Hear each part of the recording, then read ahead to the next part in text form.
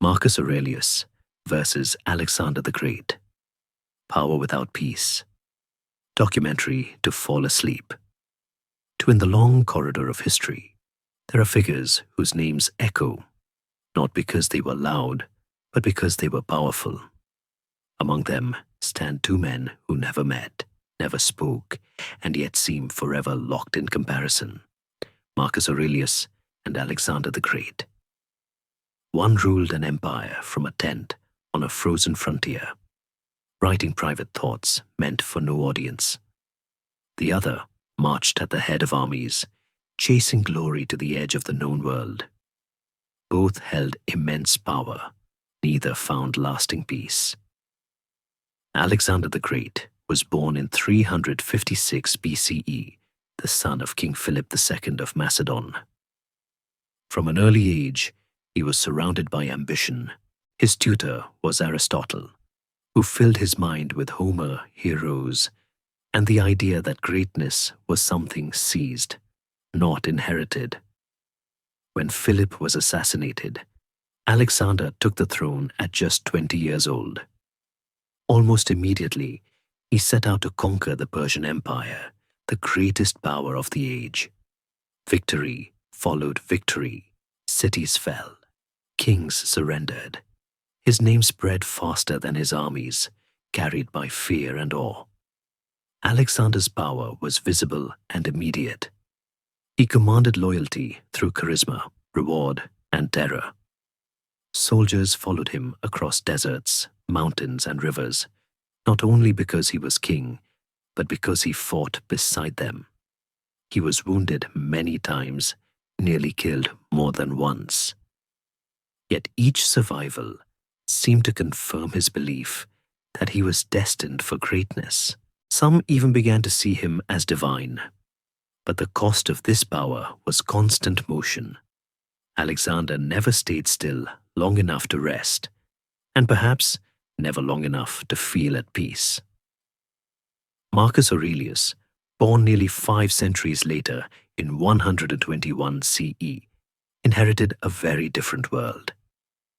The Roman Empire already spanned continents. Its borders were defined not by ambition, but by defense. Marcus did not seek power. It came to him through adoption and duty. Trained in philosophy, particularly Stoicism, he believed that the universe was governed by reason and that human beings should live in harmony with it. When he became emperor, he did so reluctantly, aware of the burden it placed on the soul. Unlike Alexander, Marcus Aurelius spent much of his reign not in triumphal marches, but in prolonged wars of necessity. Germanic tribes pressed against Rome's northern borders, and plague ravaged the population. Much of his time was spent in military camps, far from the marble halls of Rome. At night, by lamplight, he wrote what would later be known as meditations, not a book of instruction, but a personal effort to remain calm, rational, and just in a world that constantly tested him. Power shaped both men, but in opposite ways. Alexander embraced power as an extension of his identity. To conquer was to exist. Without expansion, there was emptiness.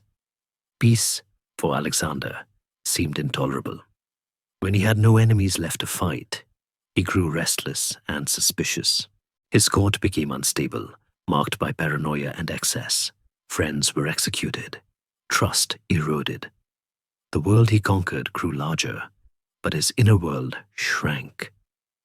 Marcus Aurelius saw power as something external and temporary. In his writings, he repeatedly reminded himself that fame fades, bodies decay, and empires fall. What mattered was virtue, acting rightly regardless of outcome. Yet knowing this did not free him from suffering. He lost many children to illness. He faced betrayal within his own family. His reign was marked by exhaustion rather than glory. Philosophy gave him tools to endure, but it did not remove pain. Both men died far from peace. Alexander collapsed in Babylon in 300 23 BCE, at just 32 years old. The cause of his death remains uncertain. Perhaps fever, perhaps poisoning, perhaps the slow toll of wounds and excess. His empire fractured almost immediately, torn apart by generals who had learned conquest from him, but not restraint. Alexander's power was vast, but it outlived neither him nor his unity. Marcus Aurelius died in 180 CE, likely from illness, while still on campaign. Despite his efforts to rule with wisdom, he left the empire to his son Commodus, whose reign would become a symbol of decline. Marcus knew the fragility of human plans, yet even he could not control the future. His power, like Alexander's, was limited by mortality, and so the comparison endures. Alexander represents power expressed outward, reshaping the world through force and vision. Marcus represents power turned inward, striving to master the self amid chaos. One conquered lands, the other tried to conquer fear, anger, and despair. Yet both reveal the same quiet truth. Power does not guarantee peace. Perhaps that is why their stories are so compelling, especially when told softly in the quiet hours. They remind us that history's greatest figures struggled with the same questions as anyone else. How should one live? What is enough? When does striving become suffering? In the end, Marcus Aurelius and Alexander the Great stand as mirrors of human ambition. One burned brightly and briefly, like a comet across the sky. The other glowed steadily, like a lamp in a dark room. Both illuminated the world in their own way, and both show that peace is not found in how much we control, but in how well we understand the limits of control itself. As the centuries pass, their empires fade into dust and parchment. But the quiet tension between power and peace remains unresolved, whispering through history, waiting for each generation to listen, and perhaps to choose differently. Before you get comfortable, take a moment to like the video and subscribe. But only if you genuinely enjoy what I do here. Let me know your city and local time in the comments so we can see where everyone is listening from. End of part 1. Now, close your eyes. Let the heavy curtains of the present day fall away. Breathe in deep, and as you exhale, imagine the air cooling around you, carrying the scent of old beeswax candles and the faint, dry dust of ancient scrolls. We are stepping into the great library of memory, a place where time does not rush, but drifts like fog over a river. Here, the noise of the modern world fades into a comfortable silence, leaving only the sound of my voice and the slow, rhythmic turning of history's pages.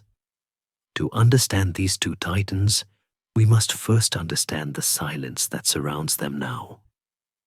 It is a silence they both knew, though in different ways. Alexander finding it only in the brief, ringing emptiness after a battle was won, and Marcus seeking it desperately in the early morning hours before the camp awoke. Historians still argue whether these two men, had they met across the gap of centuries, would have recognized a kindred spirit in the other, or if they would have stood as strangers, one baffled by the other's restraint, the other horrified by the first's success. It is a curious thought to entertain as you settle into your pillows. The image of Alexander, restless and golden, pacing the floor while Marcus, grey-bearded and still, watches him with a patient, weary smile. They are the twin poles of our history, the fire and the stone. And tonight, we do not judge them. We simply walk beside them. We feel the rough wool of the Roman tunic and the cool, polished bronze of the Macedonian cuirass, We see the light shifting from the harsh, bright sun of the Syrian desert to the moody grey mist of the Danube frontier. The journey we are about to take is not just about battles and borders. It is about the heart that beats beneath the armor. It is a long way back to the beginning, to the cradles that held them, and the world that waited for them.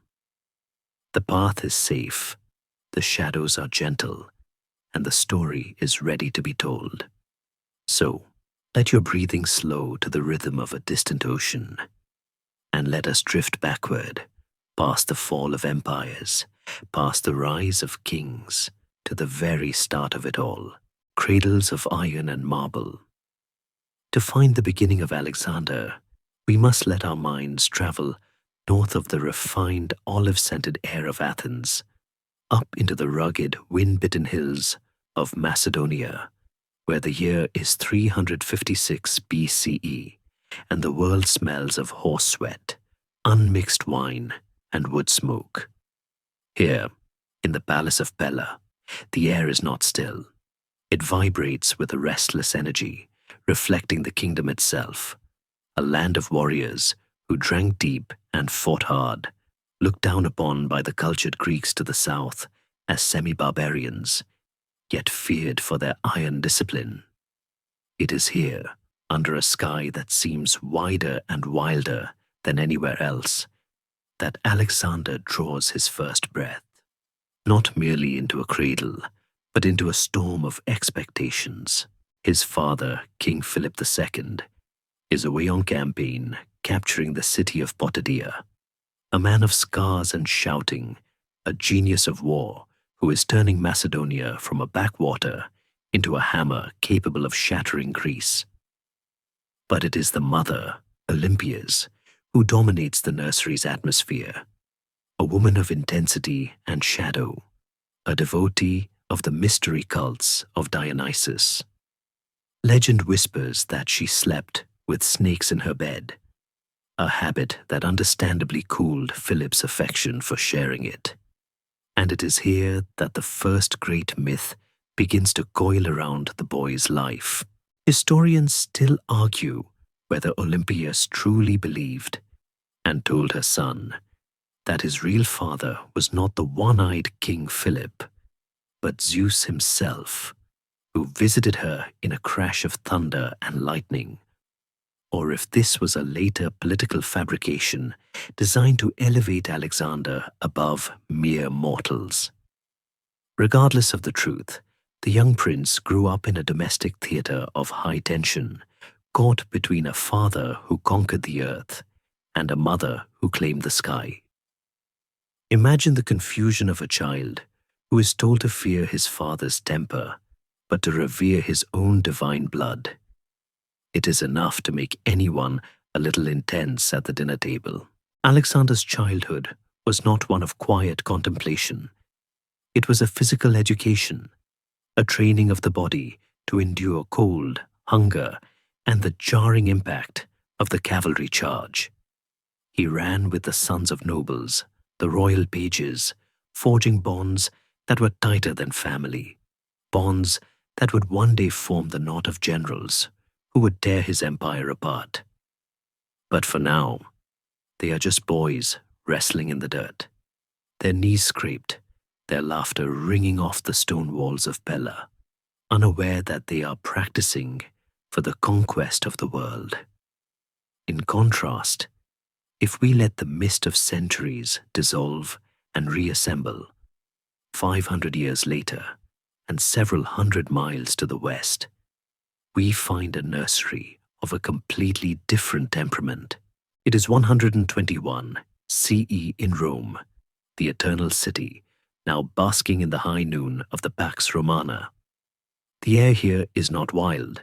It is heavy with the scent of jasmine from the manicured gardens of the Caelian Hill and the dry, papery smell of archives. Here is born Marcus Annius Verus, the boy who will become Marcus Aurelius. His world is not one of snakes and thunderbolts, but of marble busts and legal codes.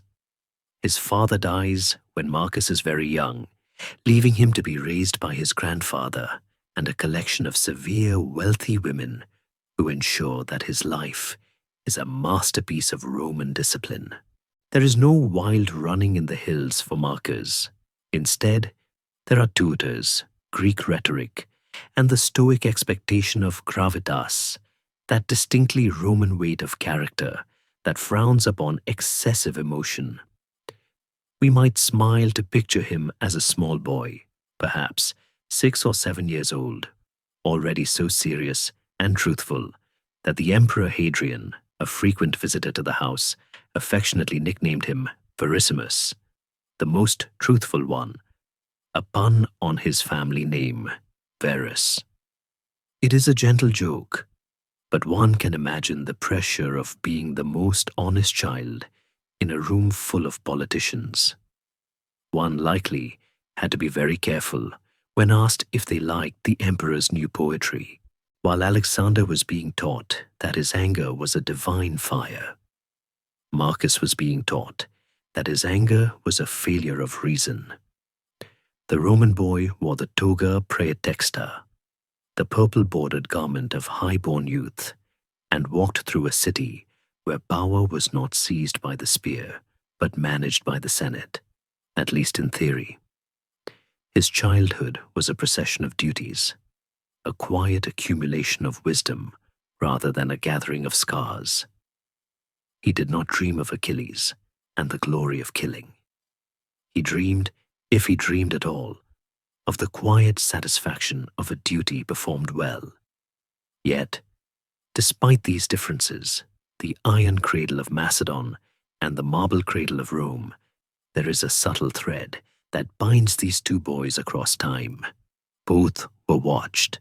From the moment they could walk, eyes followed them. For Alexander, the eyes were assessing his strength, wondering if he could hold the heavy sarissa pike, if he could tame the horse, if he could survive the intrigues of his mother's court. For Marcus, the eyes were assessing his character, wondering if this solemn, skinny boy had the moral spine to bear the weight of the purple cloak. Neither child was truly free. Alexander was a prisoner of his father's ambition, destined to be the weapon Philip would hurl at Persia. Marcus was a prisoner of his potential, marked out early by Hadrian as a future ruler, a pawn in a long game of succession that required him to be adopted, to change his name, to leave behind the simple life of a noble for the crushing solitude of the throne. As we watch them in the flickering light of history, we see Alexander perhaps standing on the walls of Pella, looking east toward the sunrise and the lands he has been told are his to take, feeling the wind tear at his hair, a chaotic force yearning to be unleashed. And we see Marcus sitting in a quiet atrium, the rain drumming softly on the roof tiles, reading a scroll of philosophy that tells him the world is fleeting, feeling the stillness settle in his bones, a stabilizing force yearning to understand. The wolf and the philosopher are already forming. The seeds of their futures, the burning of Persepolis and the writing of the Meditations, are sown here, in the games they played and the stories they were told before sleep. Alexander heard of heroes who defied the gods. Marcus heard of men who served the state. Alexander was taught that he was the son of a god, exceptional and unique. Marcus was taught that he was a part of the Logos, a small fragment of a rational universe, no better than the slave who lit his lamps, only more responsible. It is a profound divergence.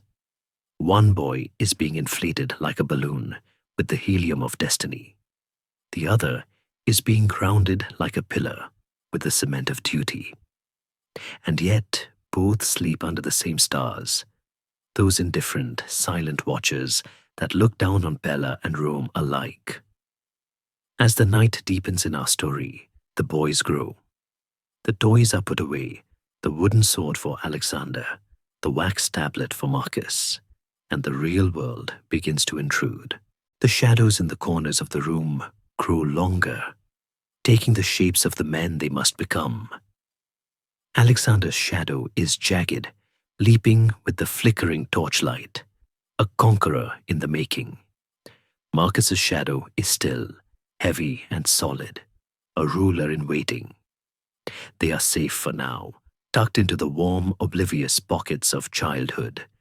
But history is patient, and the tutors are arriving. The lessons are about to begin, lessons that will arm one with a lance and the other with a doctrine, preparing them for the noise and the silence that awaits them both. Tutors of kings and emperors. The mind of a future ruler is rarely left to grow wild.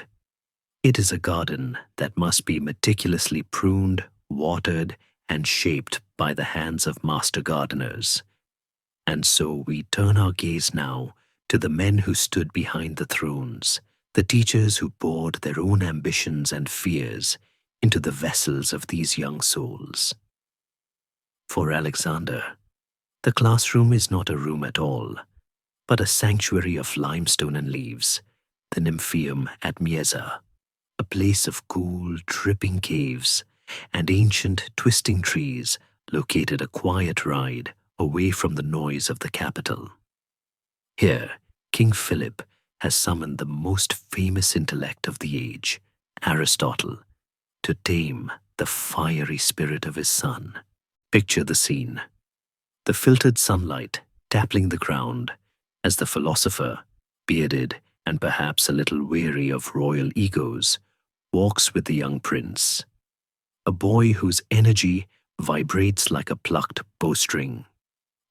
Aristotle brings with him the sum of Greek knowledge, biology, ethics, politics, and poetry, and he spreads it out before Alexander like a banquet.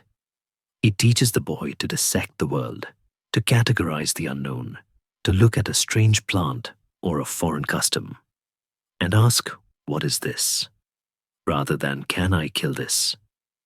It is a grounding education, rooted in observation and logic.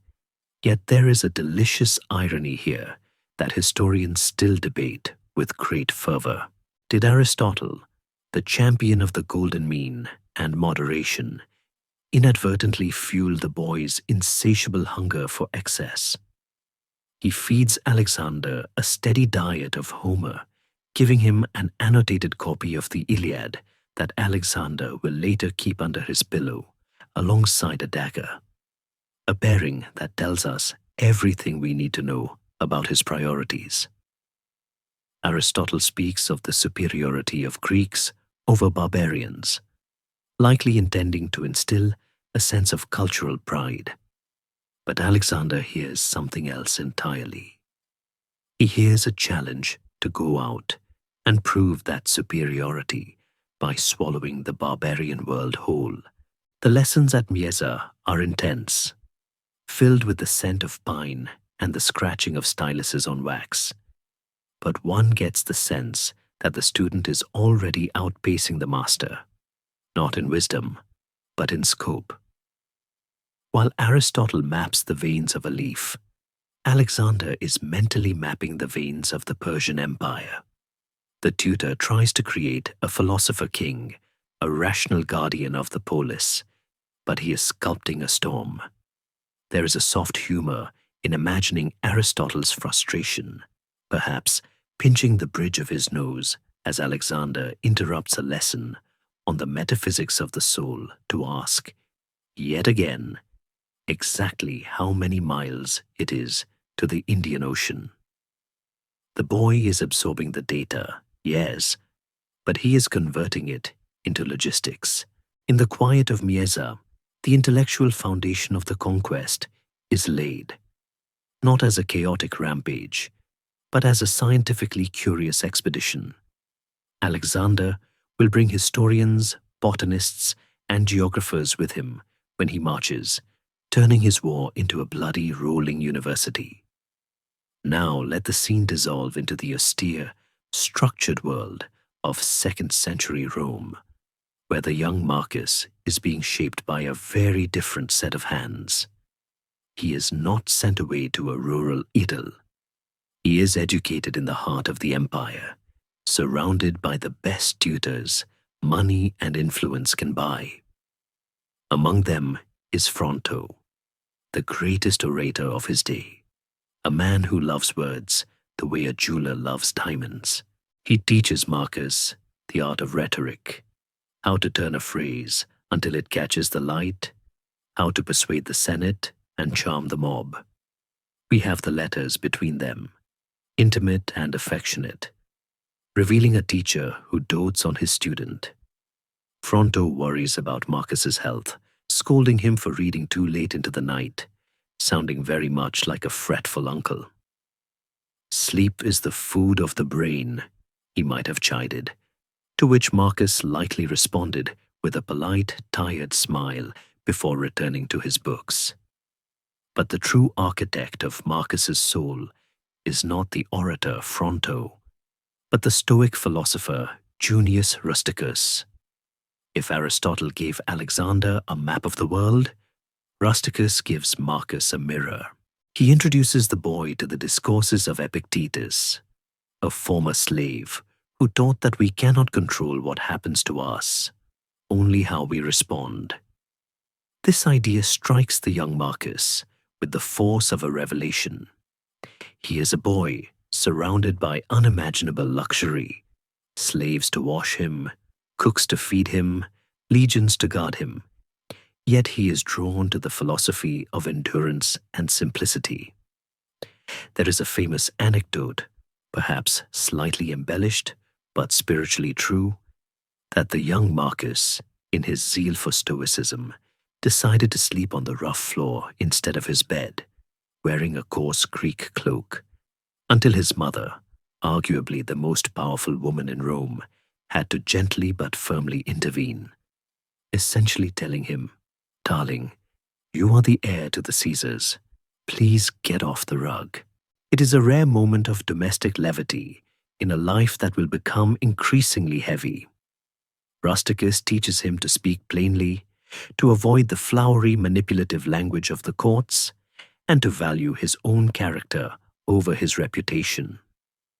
While Alexander is learning that he is special, Marcus is learning that he is ordinary, just another rational being in a cosmos that does not care if he is emperor or beggar. The education of Marcus is a process of stripping away, of removing the layers of vanity and entitlement that naturally cling to a prince. He learns to check his temper, not to unleash it. He learns to endure pain, not to inflict it.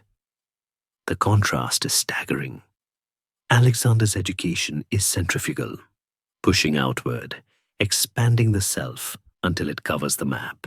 Marcus's education is centripetal, pulling inward, condensing the self into a tight, indestructible core of virtue. Alexander is taught to be a god among men. Marcus is taught to be a man among gods. And yet, both educations are incomplete preparations for the chaos that awaits. Aristotle's logic cannot explain the sheer, messy scale of the Hindu Kush mountains or the chaotic politics of a multi-ethnic empire. Stoicism's calm cannot fully insulate Marcus from the heartbreak of losing children or the betrayal of friends. We can imagine them in these formative years, unaware of the specific trials ahead, but arming themselves with the only weapons they have: ideas. Alexander stands in the sunlight of Macedon, looking at a map that ends where his ambition begins, believing that the world can be grasped and held.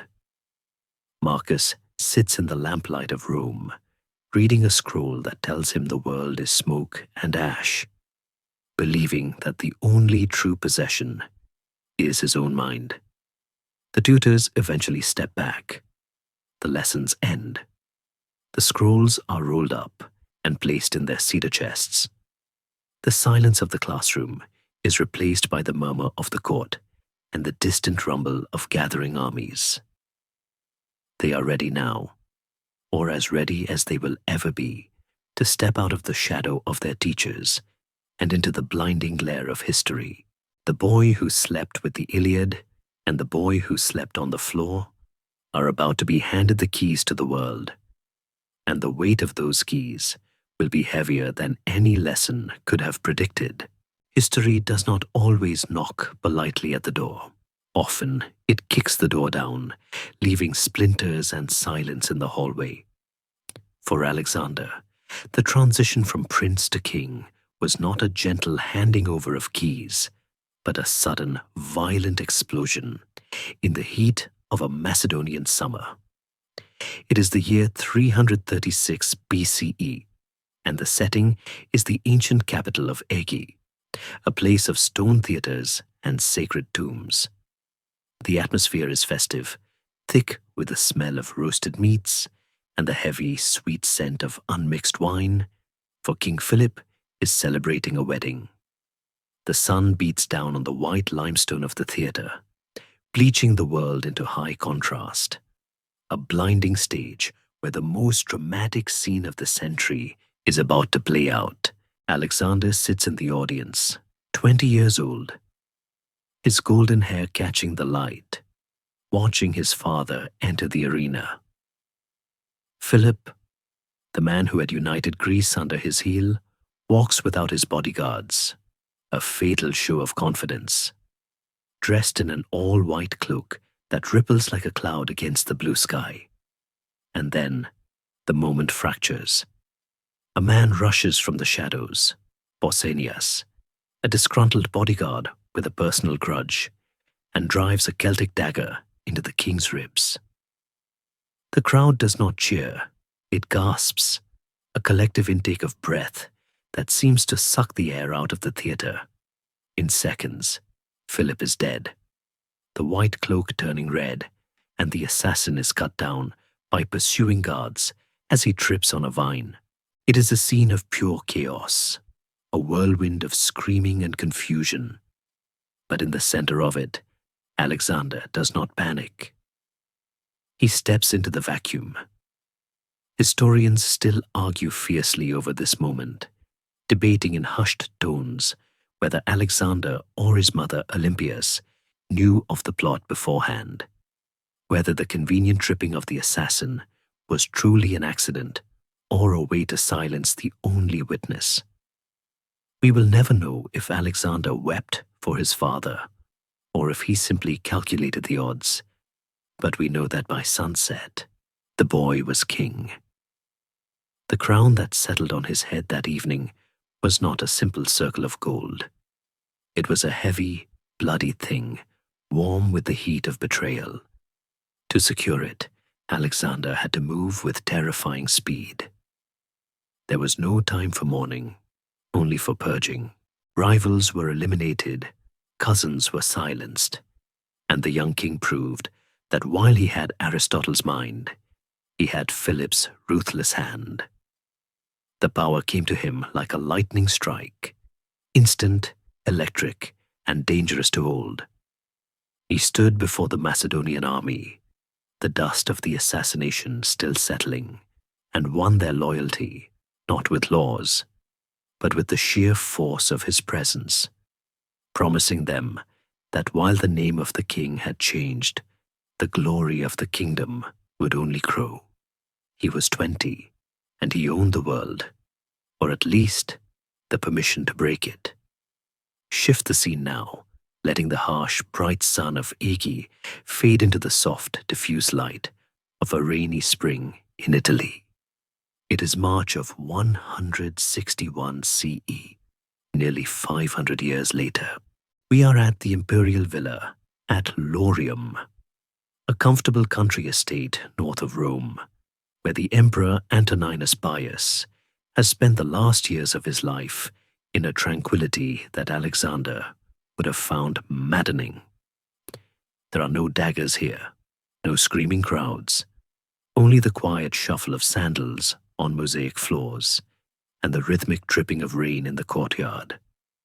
The transition of power here is so gentle effect is almost imperceptible, like the turning of a page in a heavy book.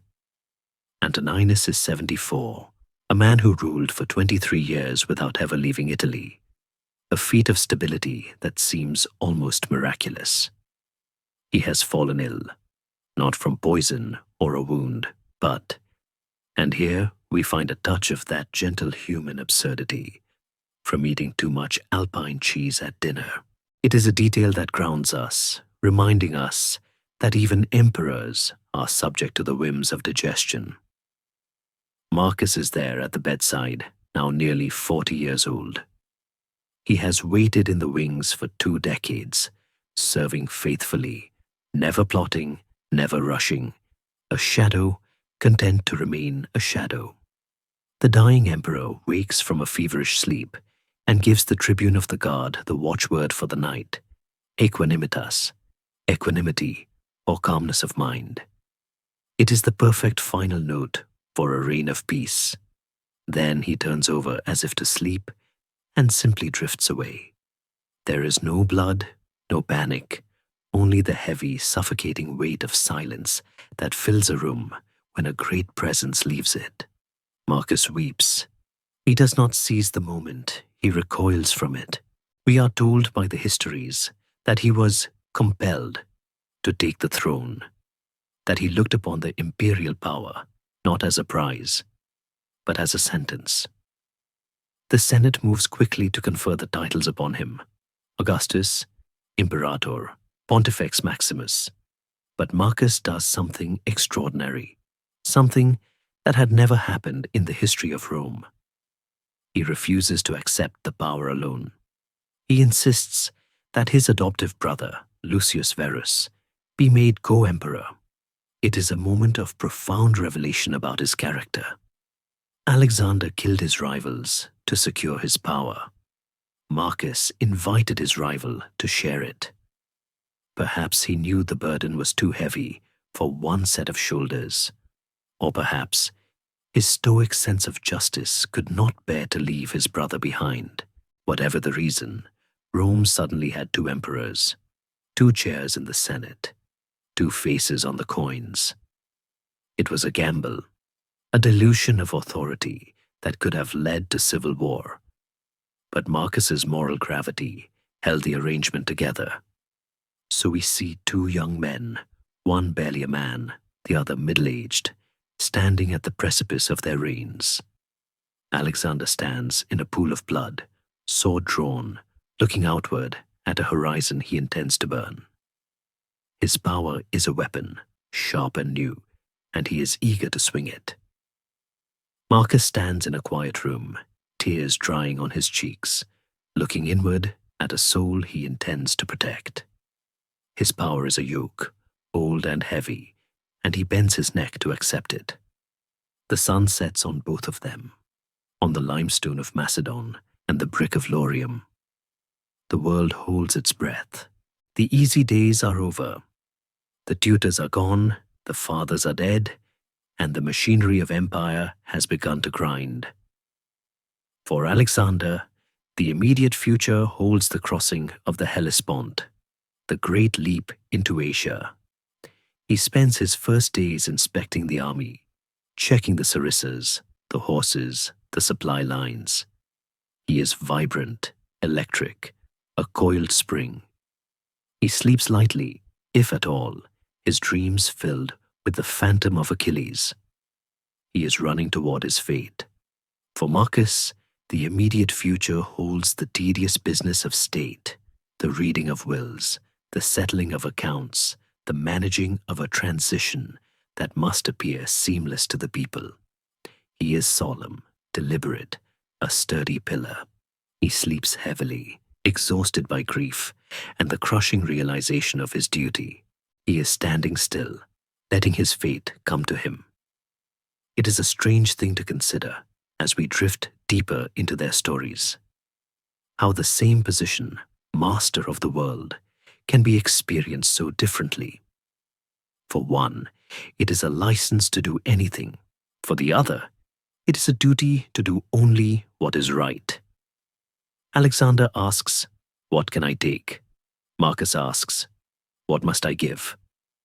And the world, in its vast, indifferent way, prepares to answer both questions with a series of trials that neither of them can fully foresee. The peaceful pause is ending. The wind is picking up. In the north, the Danube is freezing over, and in the east, the dust is rising from the plains of Persia. The kings have their crowns.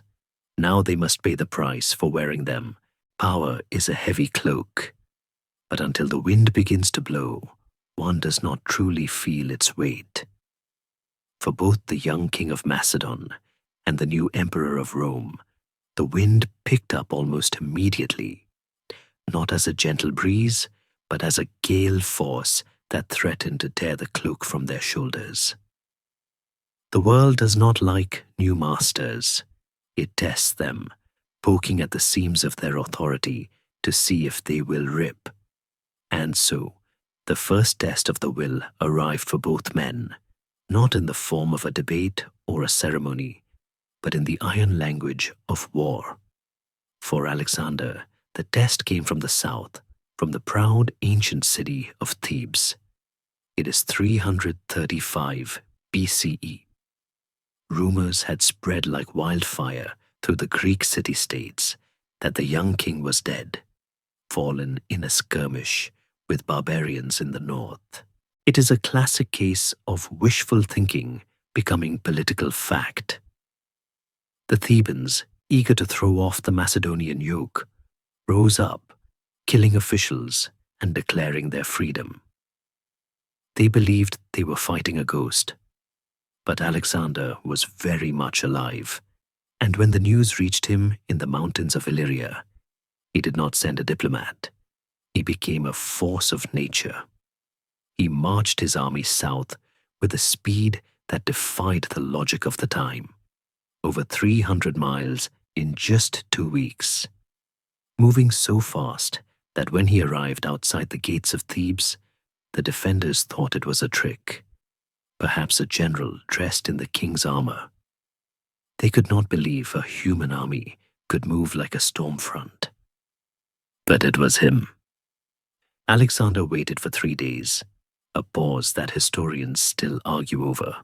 Was it a moment of mercy, giving them a chance to repent? Or was it a psychological siege, letting the terror of his presence sink into their bones? The Thebans, stubborn and proud, refused to yield. When the attack came, it was absolute. We can imagine the noise, not the romantic clash of swords, but the chaotic, deafening roar of a city being breached, the splintering of wood, the screams of the trapped. Alexander led the assault, fighting in the thick of it, his blood up, his eyes wide with the adrenaline of the kill. But the true test of his will was not the battle. It was the aftermath. Thebes was not just defeated, it was erased. Alexander ordered the city razed to the ground. Every building, every temple, every home was pulled down, save for one, the house of the poet Pindar. It is a detail that glitters like a diamond in a pile of ash. Alexander, the student of Aristotle, the lover of Homer, spared the home of a poet while enslaving 30,000 of his neighbors. It was a terrifying signal to the rest of Greece. I appreciate art, but I will annihilate rebellion. The message was received in trembling silence. Athens, which had been on the verge of joining the revolt, suddenly found itself very busy, sending congratulations to the young king. Alexander had passed his test with fire. He had proven that his youth was not a weakness, but a terrifying, energetic strength. Shift the scene now, letting the smoke of Thebes dissipate into the cool marble corridors of the Palatine Hill in Rome. It is 161 CE, the first year of Marcus's reign. The test here does not come from a rumor, but from a terrifying reality in the east. A courier arrives, dusty and exhausted, bearing news that Vologases IV, The king of Parthia, Rome's great rival, has invaded Armenia, a buffer state crucial to the empire's security. To make matters worse, the Roman governor of Cappadocia marched out to meet them and was utterly destroyed, his legion swallowed by the desert and the enemy arrows. It is a disaster. The Pax Romana, that golden age of peace, has shattered in the first months of Marcus's rule. Marcus does not rush to the stables. He does not put on his armor. He retires to his study, surrounded by busts of philosophers and maps of the frontier. His test is not one of physical courage, but of executive decision. He is a man who loves peace, forced to manage a war. And here he makes a choice that reveals the deep strategic architecture of his mind. Instead of leading the army himself, he has no military experience after all. He sends his co-emperor, Lucius Verus. There is a soft, human irony in this decision that we can appreciate from the safety of the future. Lucius Verus was younger, stronger, and far more interested in the perks of being emperor than the work. By sending him to the east, Marcus achieved two things. He placed a figurehead at the front to inspire the troops, and perhaps, just perhaps, he removed a distracting party boy from the serious business of running Rome. While Alexander marched at a pace that killed horses, Lucius Verus took his sweet time, meandering towards the war on a leisurely cruise along the coast of Italy, stopping at every resort town to enjoy banquets and entertainments. It must have driven the stoic Marcus quietly mad to read the reports of his brother's slow progress while the Parthians burned Syria. But Marcus held his nerve. He stayed in Rome, managing the logistics, the grain supply, the Senate, and the panic of the people. He did not need to be the sword. He needed to be the hand that guided it. He worked 18-hour days, his eyes growing heavy over documents detailing supply lines and recruitment levies. The city was anxious. The Tiber flooded, destroying homes and food stores. Famine threatened. The gods seemed angry. Marcus, in his quiet way, absorbed it all. He attended the religious ceremonies. He placated the mob. He reassured the Senate. He was the anchor in the storm. We see here the stark divergence of their characters in the face of crisis. Alexander answers the test by becoming the crisis himself. He is the thunderbolt that strikes Thebes. He resolves the tension by escalating it, by bringing a violence so total that it leaves no room for argument. He is present, visceral, and terrifying. Marcus answers the test by absorbing the shock. He is the breakwater that the waves crash against. He resolves the tension by enduring it, by distributing the weight across the empire's bureaucracy and his own stoic patience. He is distant, cerebral, and reassuring. And yet, both men felt the strain. Alexander, standing in the ruins of Thebes, surely looked at the devastation and felt the first cold touch of isolation, the realization that fear is a lonely kind of respect. He had killed the thing he wanted to lead. Marcus, sitting in his study while the rain lashed against the windows, surely felt the burden of his own inadequacy, the realization that a philosophy of reason is a poor shield against the chaos of war. He had to send others to die for a peace he could not keep. The dust settles on Thebes, leaving a scar on the landscape of Greece that will last for generations. The legions march east under Lucius, their armor clanking, disappearing into the heat haze of Syria. The first tests are over. The young kings have survived, but they have been changed. Alexander has tasted the absolute power of destruction and found it heady, like strong wine. Marcus has tasted the bitterness of necessity and found it heavy, like a stone in the stomach. They have proven they can hold the throne. Now, they must prove they can expand it or defend it. The map is opening up. The narrow world of their youth is gone. Ahead lies the vast, terrifying unknown, the endless plains of Asia for the Macedonian, and the dark, freezing forests of the north for the Roman. The prelude is finished. The real story, the one written in blood and miles, is about to begin. The candle flickers in the room where Marcus writes. The campfire crackles where Alexander sleeps. The silence of the night is deep, but if you listen closely, you can hear the sound of the future marching toward them. The sun sets differently depending on where you stand in history. In the vast flat expanse of the Persian plains, it drops like a red-hot coin into a dusty purse, plunging the world into a sudden, profound darkness. But on the northern frontier of the Roman Empire, along the freezing banks of the Danube, the sun does not so much set as retreat, leaving behind a lingering grey twilight that seeps into the bones. It is in these two twilights that we find our protagonists now, not in palaces, but in the fragile canvas cities of war. Travel first to the night of September 30, 331 BCE.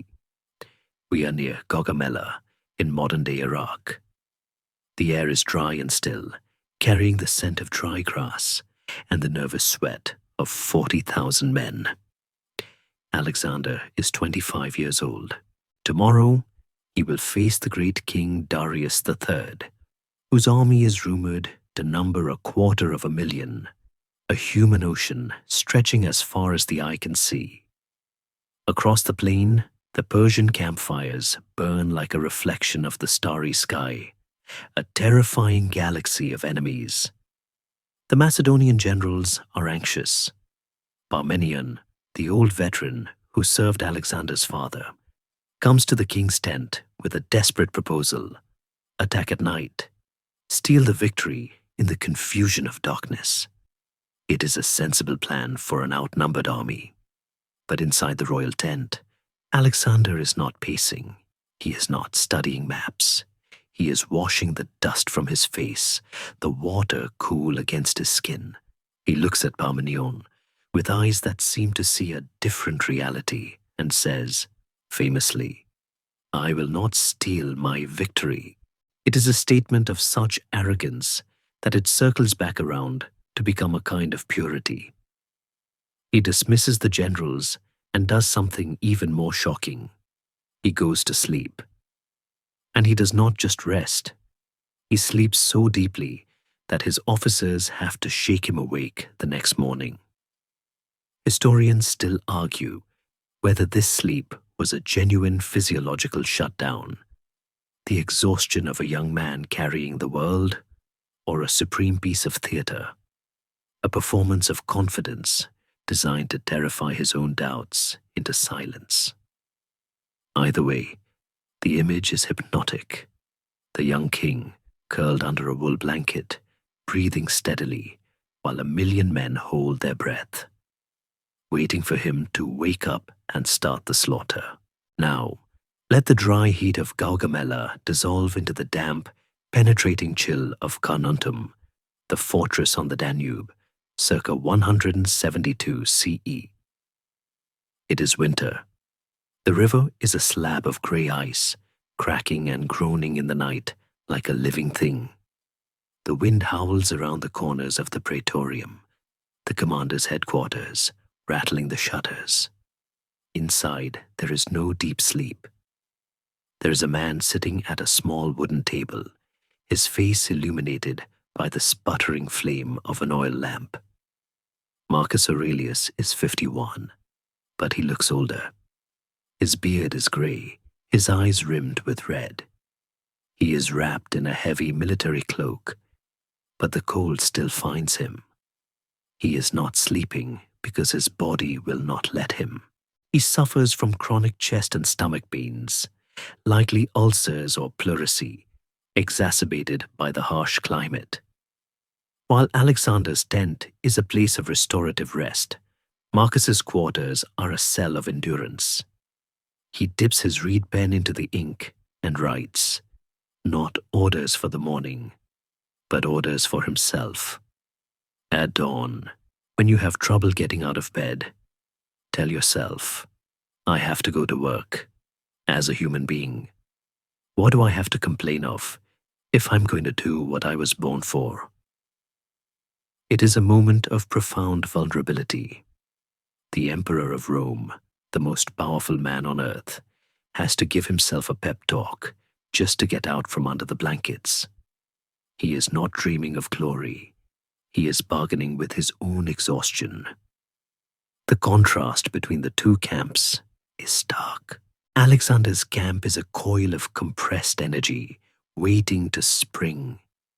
The soldiers sharpen their sarissas, the long pikes that are their trademark, the sound of whetstones hissing in the dark. They tell jokes to keep the fear at bay, boasting of the plunder they will take. They trust Alexander because he is lucky, because he is touched by the gods. In Marcus's camp, the mood is one of grim determination. The legions here are not looking for plunder. They are looking to survive. They are fighting the Marcomanni and the Quadi, Germanic tribes, who fight with a ferocity born of desperation. The Roman soldiers trust Marcus not because he is lucky, he is distinctly unlucky, but because he is there. He does not hide in Rome, he shivers with them. He eats the same hard bread, breathes the same smoke, and walks the same frozen mud. Imagine the sounds of these two nights. At Gaugamela, the silence is punctuated by the neighing of horses, thousands of them sensing the tension. The ground vibrates slightly with the movement of the Persian chariots practicing in the distance. At Carnuntum, the silence is heavy, broken only by the coughing of sentries and the rhythmic clatter of the watch changing. There is a sense of heaviness in the Roman camp, a feeling that this war is not an adventure, but a chore that must be finished. Alexander is fighting to take something. Marcus is fighting to keep something. And in the center of both nights, there is a singular loneliness. Alexander is surrounded by friends, Hephaestion, Ptolemy, Nearchus, men who love him, but who can never truly be his equals. He is the sun around which they orbit, and the sun is always alone in its brilliance. Marcus is surrounded by subordinates and a son, Commodus, who is already showing signs of the cruelty that will later define him. Marcus's loneliness is different. It is the loneliness of the only adult in a room full of children. He writes in his meditations to comfort himself, because there is no one else to talk to who would understand. The art of living is more like wrestling than dancing. He scratches onto the parchment. As the night deepens, the fires burn down to embers. In the Persian camp, King Darius is awake too, reviewing his plans, worrying about the unpredictable young Macedonian. In the forests across the Danube, the Germanic chieftains are gathering their warriors, preparing to test the resolve of the old philosopher. The world is poised on a knife edge. Alexander sleeps, his chest rising and falling in a rhythm that seems to mock the anxiety of his men. Marcus writes, his hand moving slowly across the page, capturing thoughts that will outlive the empire itself. The morning is coming. For Alexander, it will bring the rising sun and the dust cloud of the charge. For Marcus, it will bring the grey light of dawn and the endless administrative burden of the war. But for now, in this suspended moment, they are just two men in tents, separated by 5 centuries and 1,000 miles, yet united by the singular, crushing weight of leadership. The wind blows across the plains of Gaugamela, stirring the sand. The wind blows across the Danube, scattering the snow. And in the quiet dark, history holds its breath, waiting for them to step out into the light. When the sun finally breaks the horizon at Gaugamela, it does not creep. It explodes, turning the dust of the plain into a golden fog that obscures the terrifying size of the Persian army. Alexander mounts Bucephalus, his great black stallion, a beast as famous as any general, and for a moment, the two of them are a single silhouette against the blinding light.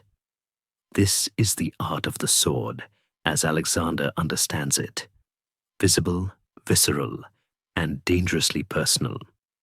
He does not direct the battle from a safe hill. He is the battle. He wears a helmet, polished to a mirror shine, adorned with tall white plumes that make him the most obvious target on the field, a deliberate, arrogant invitation to death. Historians still argue whether this was tactical genius or suicidal narcissism. By making himself the focal point, he draws the enemy's hate and his own men's love to a single, feverish point, turning the morale of the army into a weapon as sharp as any sarissa. As the lines clash, the sound is not a ringing of metal, but a dull, sickening thud of flesh and wood, a noise so loud it is felt in the teeth rather than heard. Alexander waits. He is watching the shifting currents of the Persian line, looking for a mistake. And then he sees it. As the Persian cavalry shifts left to flank him, a small, ragged gap opens in their center. It is a flaw in the weave of the enemy, and Alexander dives into it like a hawk. He forms his companion cavalry into a giant wedge, a human arrow with himself at the very tip, and they drive straight for King Darius. The charge is a masterclass in controlled violence. The dust, the screaming, the sheer kinetic energy of thousands of horses hitting the line.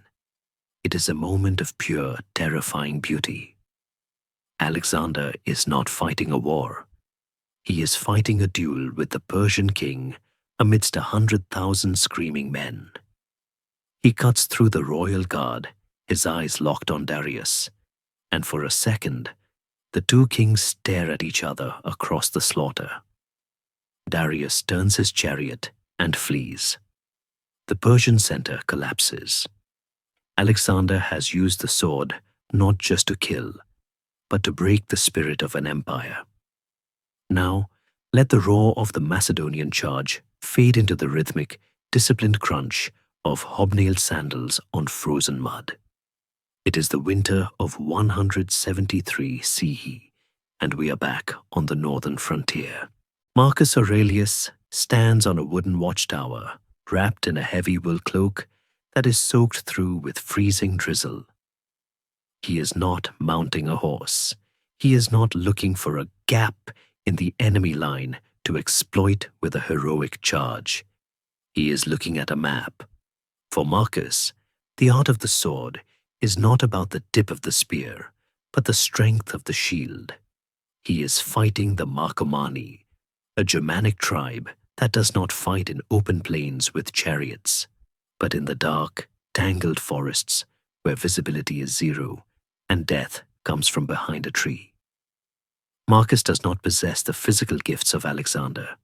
He is frail, often sick, and frankly, he hates violence.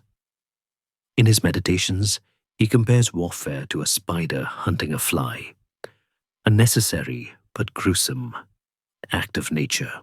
Yet he becomes a competent, if reluctant, general.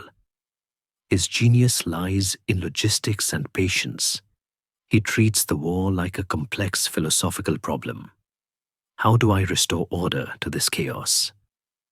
He does not aim to kill the enemy king in single combat.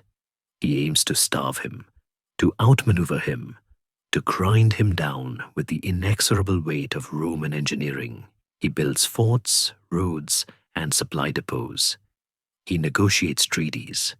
He uses the legion not as a sword, but as a vice, slowly tightening until the enemy has no choice but to break. There is a quiet, almost bureaucratic heroism to Marcus's style of warfare.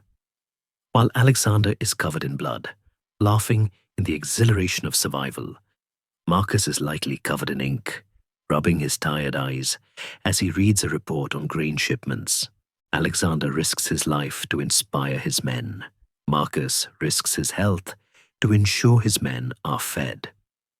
There is a story, perhaps apocryphal but telling, that during a particularly brutal campaign, Marcus sold the imperial jewels and furniture to pay for the war rather than raise taxes on the citizens. It is a gesture Alexander would have found baffling. Why sell your own cups when you can just take the enemy's? But it endeared Marcus to his people in a way that glory never could. He fought not for the thrill of it, but because it was his job. The contrast is nowhere sharper than in how they viewed the enemy.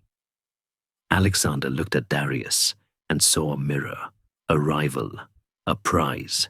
He respected the Persians even as he destroyed them, eventually adopting their dress and customs, blurring the line between conqueror and conquered. Marcus looked at the Germanic tribes and saw a nuisance. He did not romanticize them. To him, they were a chaotic force disrupting the logos, the rational order of the empire. He did not want to become them. He wanted to civilize them, or at least keep them on their side of the river. He fought with a kind of grim surgical detachment, removing a tumor from the body of Rome. And yet, both men faced the same terror, the chaos of the melee. Even Marcus, the distant strategist, was not immune to the reality of the front. There were moments when the line broke, when the barbarians swarmed the camp, when the smell of unwashed bodies and wet fur filled the imperial tent. In those moments, the philosopher had to put down the pen and pick up the sword. We can imagine him, his heart hammering against his ribs, not with the lust for battle, but with the cold fear of a man who knows he is out of his element. He stood his ground, not because he loved the fight, but because he was the emperor. And the emperor does not run. Alexander rode into battle to prove he was a god. Marcus stood in battle to prove he was a man. The aftermath of their battles also tells the story. After Gaugamela, Alexander chased Darius for hundreds of miles, a relentless pursuit that bordered on obsession. He could not rest until the victory was absolute. After a victory on the Danube, Marcus would simply advance the line, build a new fort, and sit down to write. The best revenge is to be unlike him who performed the injury, he wrote, a stunning thought to pen in the middle of a war zone. He did not want to crush the Germans into dust. He wanted to integrate them, to turn them into farmers and soldiers for Rome. Alexander's sword was a tool of expansion. Marcus's sword was a tool of integration. As the sun sets on the battlefield of Gaugamela, the vultures circle, and the silence returns, heavy with the copper smell of blood. Alexander feasts with his companions, his laughter ringing too loud, the adrenaline still coursing through his veins, making sleep impossible. He is the master of Asia, but he is already looking at the map for the next conquest. On the Danube, the snow begins to fall again, covering the dead in a merciful white blanket. Marcus retires to his tent, drinks a bitter herbal tonic for his stomach, and lies down. He does not look at a map. He closes his eyes and tries to find a quiet place in his mind where the screaming has stopped. They are the two faces of war, the glorious, terrible storm, and the enduring, patient stone. Alexander teaches us that one man can change the world with a blade. Marcus teaches us that one man can hold the world together with a will. Both methods work, and both exact a terrible price. The sword of Alexander broke the world open. The shield of Marcus tried to keep it from falling apart. And as we leave them for the night, the young king dreaming of new worlds, and the old emperor dreaming of peace, we realize that the art of the sword is not just about how you swing it, but why you picked it up in the first place. The stars wheel overhead, indifferent to the victories and the defeats, shining down on the tent of the conqueror and the tent of the guardian with the same cold, distant light. Victory is a chaotic painter. It splashes glory across the canvas, but it also reveals the face of the enemy in sharp, unforgiving detail. For Alexander, the enemy had a name, a face, and a crown, Darius III. But for Marcus, the enemy was a shapeless, hydra-headed monster, a coalition of tribes that refused to be one thing, and a silent, invisible killer that rode home in the lungs of his own soldiers. Let us follow the Alexander first into the blistering heat of July 330 BCE. The great battle of Gaugamela is over, but the war is not, because the king is still alive. Darius has fled east, into the vast, dry emptiness of Parthia, hoping to raise a new army. Alexander pursues him with a manic energy that terrifies his own men. They ride through the night, stopping only to water the horses, eating raw meat, because there is no time to build fires. It is a manhunt on the scale of an epic poem. Alexander is not just chasing a man, he is chasing the legitimacy of his own rule. As long as Darius lives, Alexander is merely a usurper. The chase ends not with a clash of swords, but with a tragic, dusty anticlimax near the city of Hekatompelos. Alexander's scouts find the Persian royal train abandoned, the gold and silver scattered in the dirt. In a simple wooden cart, drawn by mules that have wandered off the road to graze, lies the great king. He has not been killed by Alexander, but by his own generals, betrayed by men who lost faith in his star. Darius is dying, stabbed, and left behind. Historians tell us that by the time Alexander arrived, the king was already dead. There is a moment here of profound cinematic silence. Alexander, the man who burned Thebes and chased glory across the world, looks down at the corpse of his rival. He does not cheer. He does not gloat. He takes off his own imperial cloak, heavy, purple, and lightly stained with the sweat of the ride, and covers the body of Darius. It is a gesture of startling grace. In that moment, Alexander realizes that they were brothers in a way. Both were kings. Both were betrayed by the turning wheel of fortune. He treats Darius not as a defeated enemy, but as a fallen peer, ordering a royal funeral in Persepolis. It is a masterstroke of politics, yes, positioning himself as the rightful heir, avenging his predecessor. But it is also a moment of genuine human recognition. Alexander stared into the face of his great enemy and saw his own mortality reflected in the dead eyes. Now, dissolve that scene of dry heat and singular death into the damp, crowded streets of Rome, circa 165 CE. Marcus Aurelius faces an enemy that cannot be covered with a cloak, nor honored with a funeral. The soldiers returning from the east with Lucius Verus brought back more than gold and glory. They brought the Antonine Plague. It is likely smallpox, a terrifying invisible fire that sweeps through the empire like a scythe. It does not target kings, it targets everyone. Marcus stands on the balcony of the imperial palace, looking down at a city that is usually a roar of life, now hushed by fear. Carts rattle over the cobblestones, piled high with bodies. The smoke of funeral pyres turns the sunset a bruised, sickly purple. His enemy is not a man he can chase down. It is the air itself.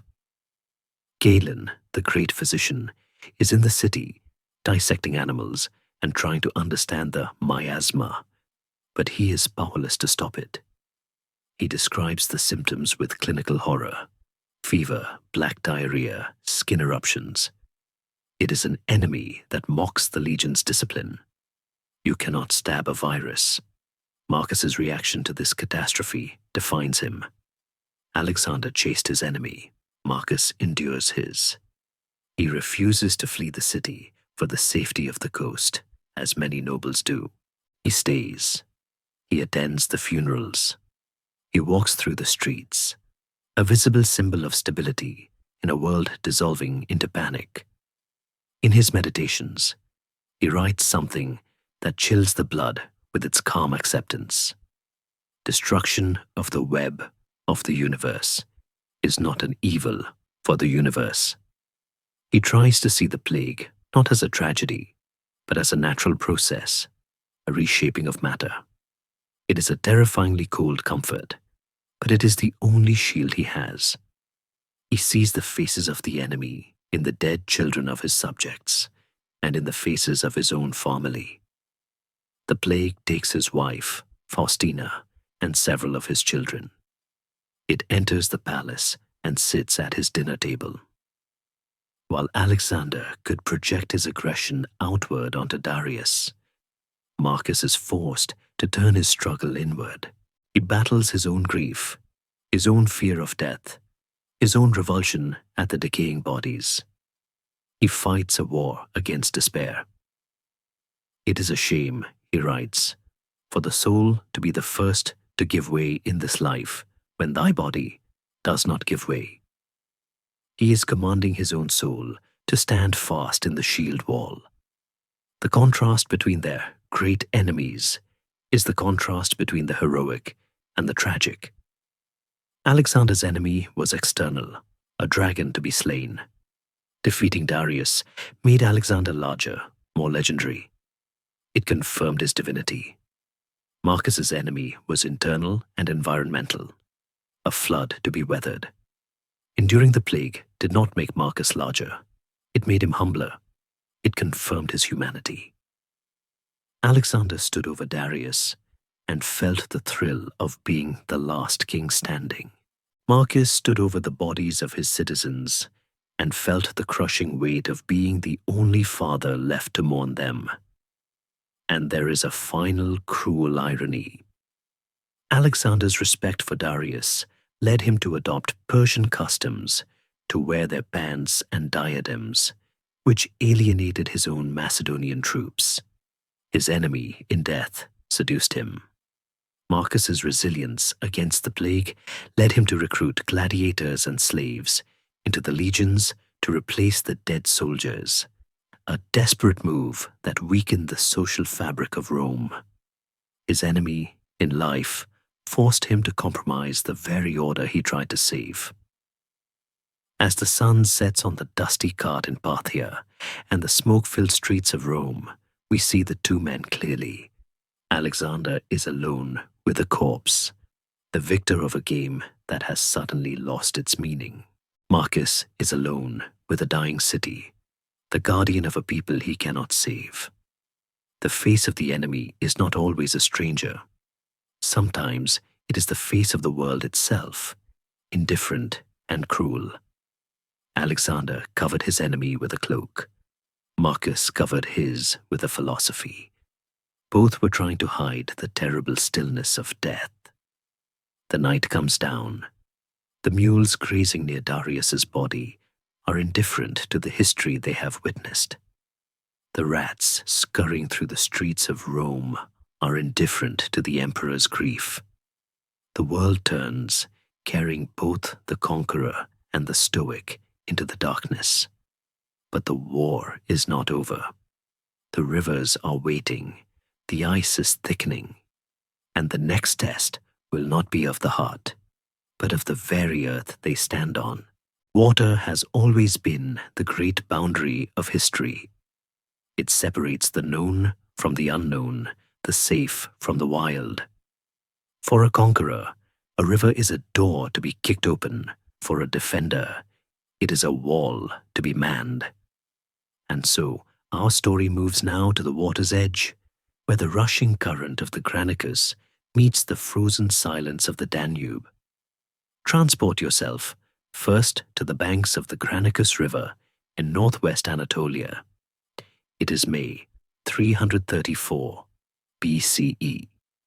The air is thick with the humidity of late spring, smelling of wet clay and blooming wildflowers. Alexander, fresh from crossing the Hellespont, stands on the western bank, looking across the churning muddy water. On the other side, the Persian satraps, local governors with their own private armies, have drawn up their cavalry on the steep, slippery banks. They are waiting.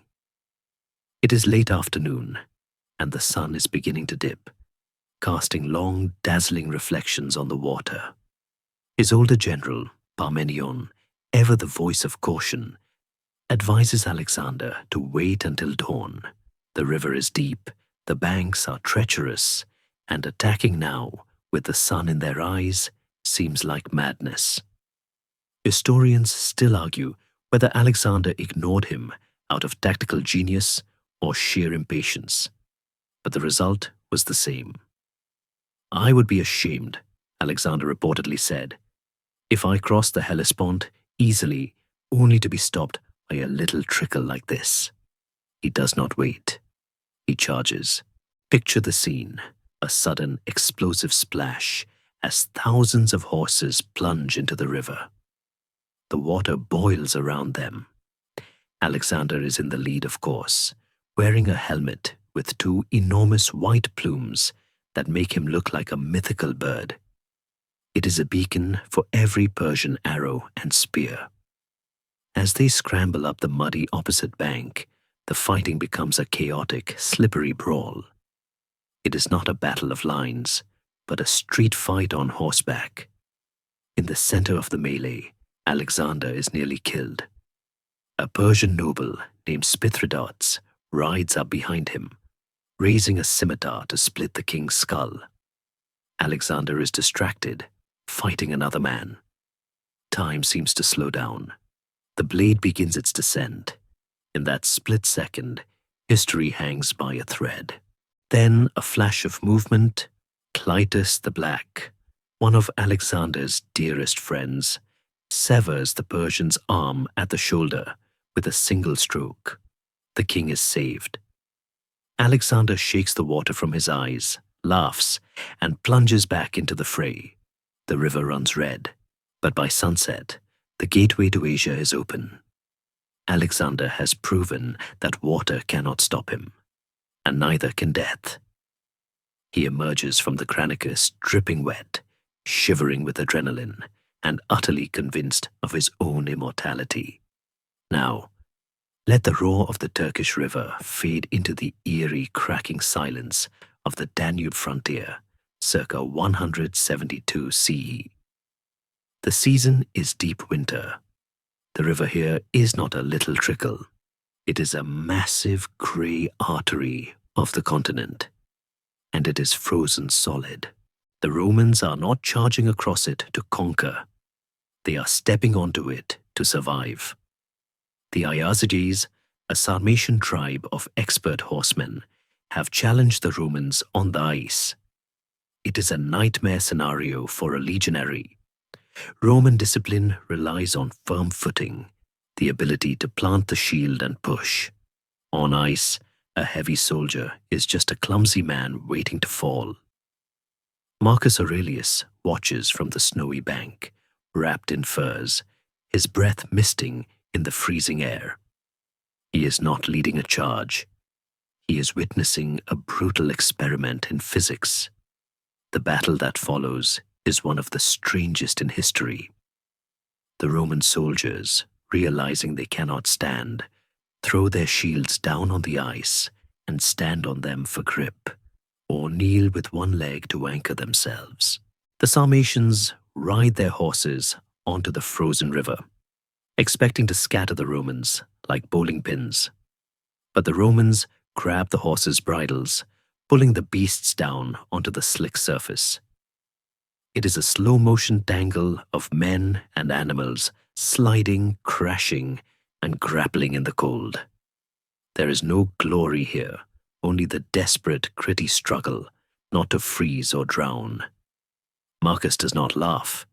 He does not feel the rush of the gods in his veins. He feels the cold seeping into his joints, the same cold that will eventually kill him. He watches his men bleed onto the white ice, the red stains spreading like ink on parchment. To him, the river is not a threshold to glory. It is a wound in the earth that refuses to heal. He writes in his meditations about the relentless, cyclical nature of things, how the river freezes, melts, floods, and freezes again, indifferent to the empires that rise and fall on its banks. Time is a sort of river of passing events, he observes, and strong is its current. No sooner is a thing brought to sight than it is swept by, and another takes its place. The contrast is visceral. Alexander treats the river as a stage for his personal heroism. He uses the water to amplify his legend, the boy king who leaps before he looks. The Granicus is a story of heat, the heat of action, of blood, of the afternoon sun. Marcus treats the river as a philosophical problem. He uses the ice to test his stoic endurance. The Danube is a story of cold, the cold of patience, of rationality, of the long winter night. And yet, both moments hinge on a kind of faith. Alexander has faith in his luck, a belief that the water will not drown him because he is meant for greater things. Marcus has faith in his discipline, a belief that the ice will hold because his men are part of the rational order of Rome. Alexander trusts the chaos. Marcus trusts the system. There is a small human detail that bridges these two wet, miserable days. After the Granicus, Alexander commissioned statues of the 25 companions who died in the first charge, immortalizing them in bronze. After the Danube battles, Marcus likely ensured that the widows of his fallen soldiers received their pensions, a quiet, bureaucratic act of remembrance. One built a monument, the other paid the bills. Both were trying, in their own way, to make the water give something back. As the sun sets on the Granicus, the bodies of the Persians drift downstream, turning the water dark. As the moon rises over the Danube, the ice refreezes, trapping the dead in a crystal tomb. The rivers flow on. They do not care about the kings or the emperors. They only care about gravity, pulling them down to the sea. But for a brief moment, two men stood at the water's edge and forced the current to bend to their will. Alexander dries himself by a fire that roars like his ambition. Marcus warms his hands over a brazier that glows like his duty. The water is behind them now. Ahead lies the land, the dust of Persia, and the forests of Germania. The easy part is over. Now they must march into the heart of the fire. Fire is the most impatient of elements. It does not wait for history to crumble. It devours it whole. In the lives of our two rulers, fire plays a defining, terrifying role. One as a weapon of vengeance, unleashed in a drunken fury. The other as a fever burning slowly through the veins of an empire. We begin in the heart of the Persian Empire, in the spring of 330 BCE.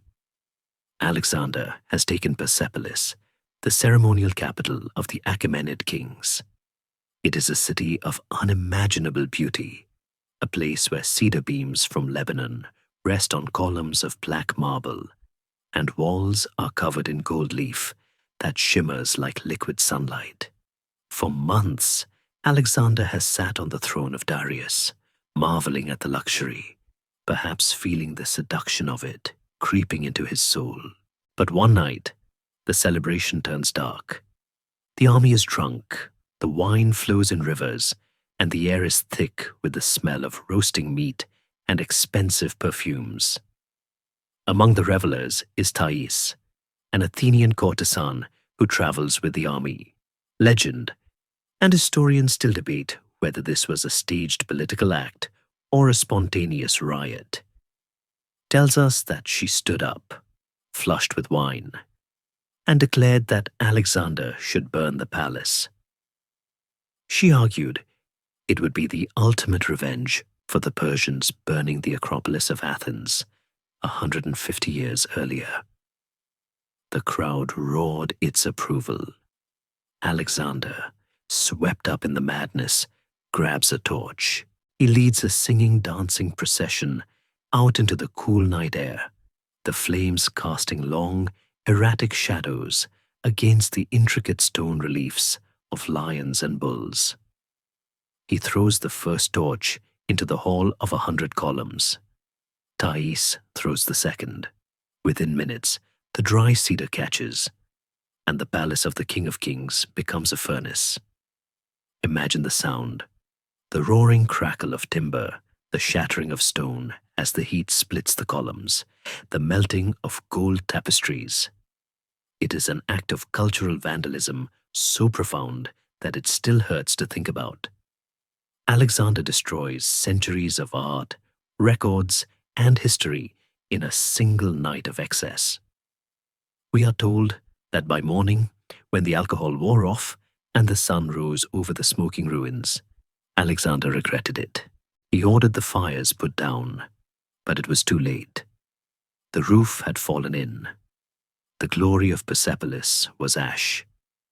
He had proven his dominance, but at the cost of his own inheritance. He had burned the house he intended to live in. Shift now from the crackling destruction of Persepolis to the silent, feverish burning of Rome in 169 CE. The fire here is not in the rafters, it is in the blood. The Antonine Plague has returned with a vengeance, and the empire is dying. But there is another kind of burning happening in the Forum of Trajan, not a fire of destruction, but a fire sale. Rome is bankrupt. The wars in the north have drained the treasury, and the plague has decimated the tax base. Marcus Aurelius needs money to pay the legions, but he refuses to tax the already suffering people. So he does something that would have made Alexander laugh in disbelief. He orders the imperial furniture, the jewels, the silk robes of his wife, the crystal goblets, and the golden statues from his own palace to be brought out into the public square. For 2 months, the Emperor of Rome acts as an auctioneer of his own life. He sits patiently as merchants and nobles bid on his personal possessions. He sells the pearl necklaces of the empress. He sells the gold-embroidered tunics he wore as a young man. He sells the very cups he drinks from. It is a scene of profound humiliation and profound nobility. While Alexander burned the treasures of his enemy to prove he didn't need them, Marcus sold his own treasures to prove he didn't need them either. But for a very different reason. Alexander's fire was an assertion of ego. I am so powerful, I can destroy this beauty. Marcus's auction was an assertion of duty. I am so responsible, I will strip myself bare to save the state. Alexander acted out of a surplus of emotion. Marcus acted out of a deficit of funds. The smoke rising from Persepolis was a symbol of conquest. The dust rising from the auction block in Rome was a symbol of sacrifice. There is a quiet tragedy in both scenes. In Persepolis, we see the destructive power of unbridled passion. Alexander, the student of Aristotle, allowed the beast within him to destroy the beautiful. He erased the past. In Rome, we see the destructive power of necessity. Marcus, the master of the world, allowed the reality of the present to dismantle his own comfort. He mortgaged his dignity. And yet, there is a strange parallel. Both men were saying goodbye to a certain kind of life. When Alexander burned Persepolis, he was signaling the end of the Persian Empire as it had been. He was clearing the ground for his own new world order, however brutally. When Marcus sold his palace treasures, he was signaling the end of the Pax Romana, the golden age of leisure and excess. He was stripping the empire down to its fighting weight, preparing it for the long, hard winter of survival. The fires eventually go out. The ruins of Persepolis stand today as bleached skeletons in the Iranian desert, a testament to a night where the party went too far. The treasures of Marcus Aurelius were likely melted down or lost to time, dispersed into the private collections of the wealthy, a testament to a time when the emperor put his people before his pride. Alexander woke up with a hangover and a blackened city. Marcus woke up with an empty palace and a funded army. One looked at the ashes and felt a hollow pang of regret. The other looked at the empty pedestals and felt a light, stoic relief. The only wealth which you will keep forever is the wealth you have given away. Marcus is often quoted as saying, though the sentiment is more Christian than Stoic, it fits the moment perfectly. The smoke clears, the heat dissipates. Alexander turns his back on the ruins and marches east, chasing the murderers of Darius, leaving the scar of his visit burned into the earth. Marcus gathers his legions, paid for with his own cups and plates, and marches north, back to the freezing Danube, leaving the luxury of Rome behind forever. The palaces are gone, one destroyed, one emptied. Now, there is only the road, the camp, and the war. The air at the summit of the world is thin, and it is cold, even when the sun is shining. To wear a crown is to enter a circle drawn in chalk that no one else may cross, a boundary that turns every conversation into a negotiation and every friendship into a liability. As we move deeper into the twilight of our story, the crowds around our protagonists begin to thin out. The cheering stops, the music fades, and we are left with the terrifying silence of the empty chair. For Alexander, the silence arrived in the autumn of 324 BCE in the ancient city of Ecbatana. The army had returned from India, battered and exhausted, but alive. They were resting, drinking deep of the sweet wine of Media, celebrating the fact that they had walked off the edge of the map and come back. But in the midst of the revelry, Hephaestion, the man Alexander loved more than his own life, fell ill. Hephaestion was not just a general. He was the Patroclus to Alexander's Achilles, the only person who looked at the king and saw the boy from Pella. Historians still argue over the exact nature of their relationship, whether it was sexual, platonic, or something that transcends our modern labels. But the intensity is undeniable. When the Queen Mother of Persia once mistook Hephaestion for Alexander, the king famously smiled and said, "Do not worry, mother. He too is Alexander." He was the mirror in which Alexander saw his own humanity. And then he was gone. A fever, perhaps aggravated by a heavy meal and unmixed wine, took him in days. The reaction of Alexander was not grief. It was a cataclysm. He lay on the body for a day and a night refusing to move. He ordered the physician crucified, a brutal, senseless act of lashing out at the universe. He sheared the manes of all the horses in the army, turning the very beasts into mourners. He banned all music in the camp. Imagine a city of thousands of soldiers, usually raucous with flutes and lyres, suddenly plunged into a terrified, absolute silence. Alexander ordered the sacred fire in the temple of Asclepius to be extinguished, a blasphemy that shocked the religious world. He wanted the gods to feel his pain. He planned a funeral pyre in Babylon that would cost the modern equivalent of billions of dollars.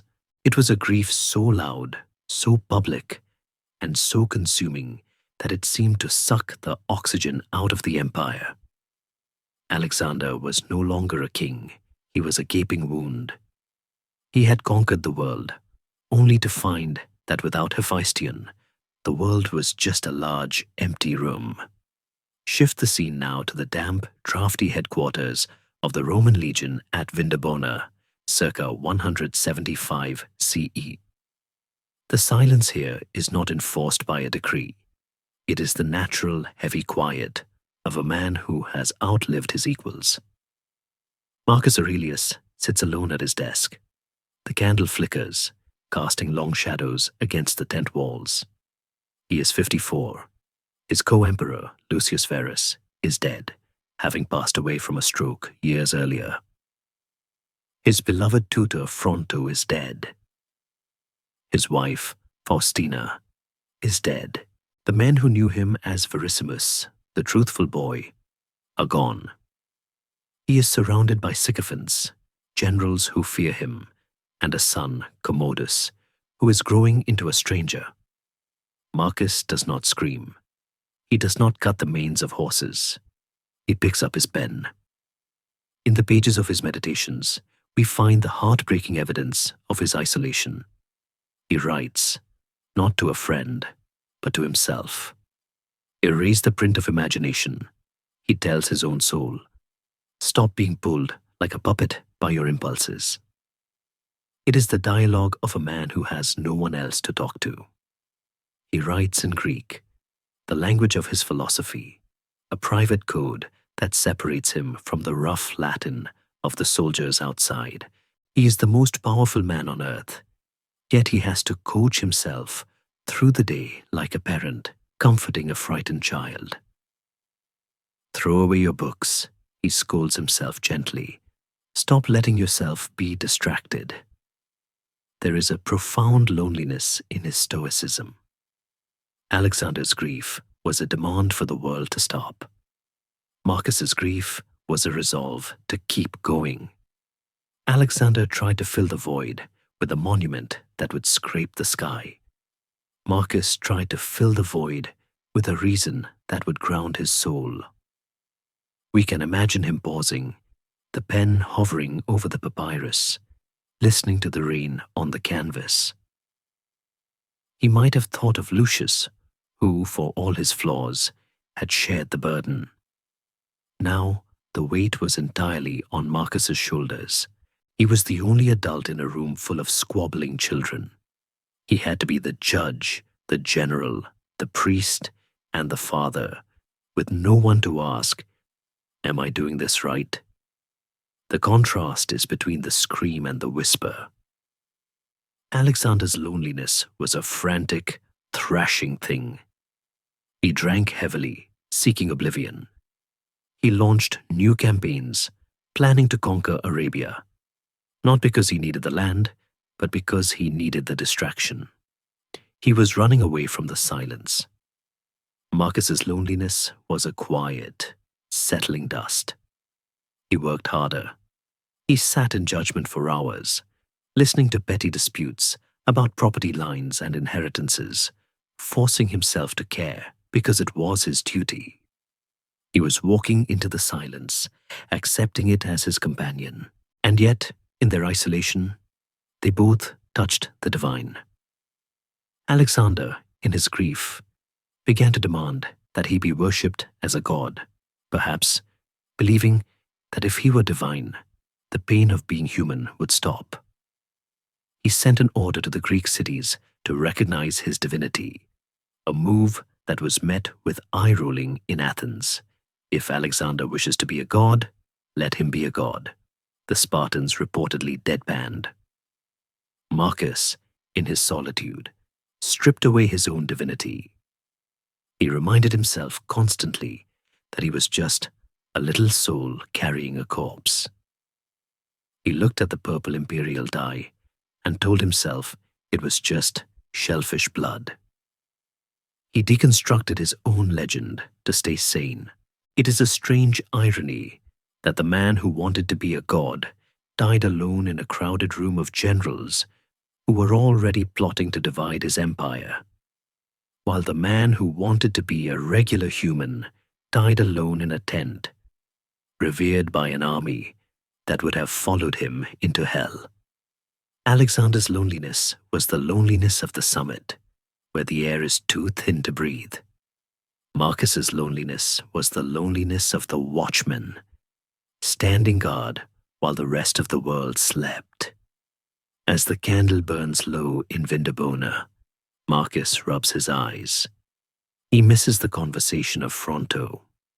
He misses the easy, if irresponsible, laughter of Lucius.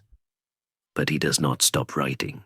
Procession, pomp, plays, flocks of sheep, herds, exercises with spears, a bone thrown to little dogs, a bit of bread into fish ponds, laborings of ants and burden-carrying mice, scurrying of frightened little mice, puppets pulled by strings. This is how he describes the pageantry of his life, a meaningless show. And yet, he plays his part. He puts the cap back on the inkwell.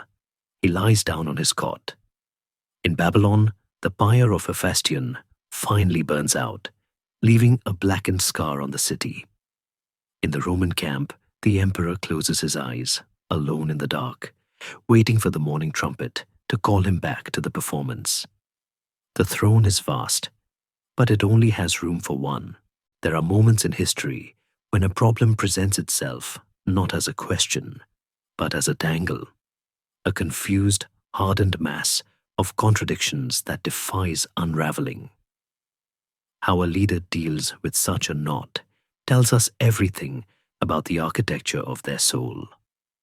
For Alexander, the knot was a literal challenge made of cornel bark, waiting in a dusty temple. For Marcus, the knot was the intricate, maddening complexity of human nature itself. Journey back to the winter of 333 BCE to the ancient city of Gordium in Phrygia. Alexander is 23, and his conquest is still young. In the center of the city stands the Acropolis, and within it, an ox cart dedicated to Zeus. The yoke of the cart is tied to the pole with a knot so complex, so tightly woven, without any visible ends, that it has baffled men for centuries. Local legend, and legends are the currency Alexander trades in, states that whoever unties this knot is destined to become the king of all Asia. Alexander approaches the cart. He is surrounded by a crowd of Macedonians and Phrygians, the air thick with the smell of old wood and expectation. He studies the knot. He pulls at it. He twists it. The rough bark bites into his fingers. The crowd watches in silence. A minute passes, then two. The tension rises. If he fails, the prophecy turns against him. He becomes just another pretender. Alexander steps back, his face flushed not with embarrassment, but with a sudden, clarifying anger. He realizes the game is rigged. The knot is not a puzzle to be solved. It is a constraint to be broken.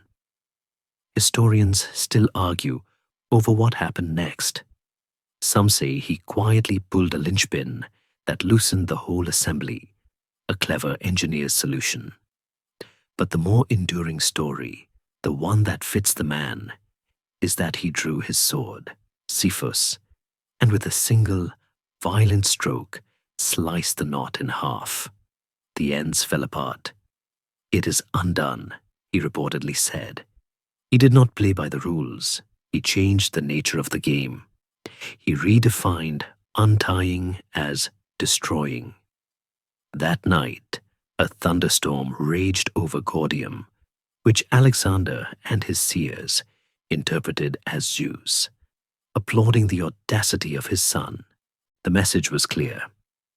Destiny is not something you tease apart with patience. It is something you sever with force. Now, let the sharp crack of the sword fade into the scratching of a stylus in a quiet room near the Danube, circa 174 CE. Marcus Aurelius faces a knot that cannot be cut. It is the betrayal of Avidius Cassius, one of his most trusted generals. Cassius, hearing a false rumor that Marcus was dead, has declared himself emperor in the East. He has taken the legions of Syria and Egypt, the very men Marcus relied on. This is not a rope of bark. It is a knot of treason, threatening to strangle the empire into civil war. Marcus's advisors urge him to cut the knot. They want him to declare Cassius a public enemy, to seize his property, to execute his family, to unleash the full, terrifying power of the state to crush the rebellion. It is the Roman way. It is the Alexander way. But Marcus does something that stuns the Senate. He refuses to panic. He refuses to hate. He sees this betrayal not as an insult to his ego, but as a failure of reason, a tragic misunderstanding within the Logos.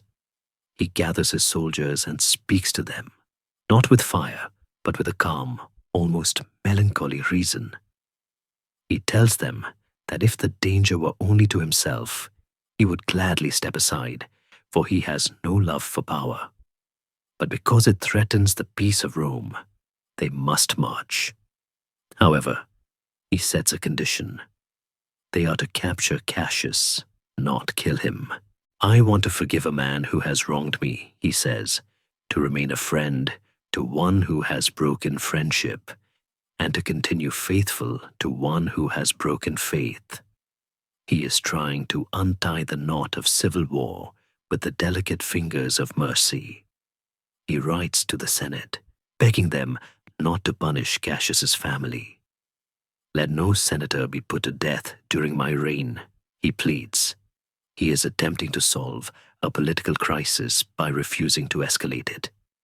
He is absorbing the violence into his own stoic endurance, hoping that by refusing to be an enemy, he can dissolve the enmity. The contrast is breathtaking. Alexander looks at an impossible situation and imposes his will upon it, destroying the structure to claim the prize. He asserts that he is greater than the problem. Marcus looks at an impossible situation and submits his will to the greater good, preserving the structure to save the peace. He asserts that the problem is greater than his pride. Alexander's solution at Gordium was efficient, brutal, and undeniably effective. He did go on to rule Asia, but it set a precedent. Force is the ultimate logic. If you can't solve it, kill it.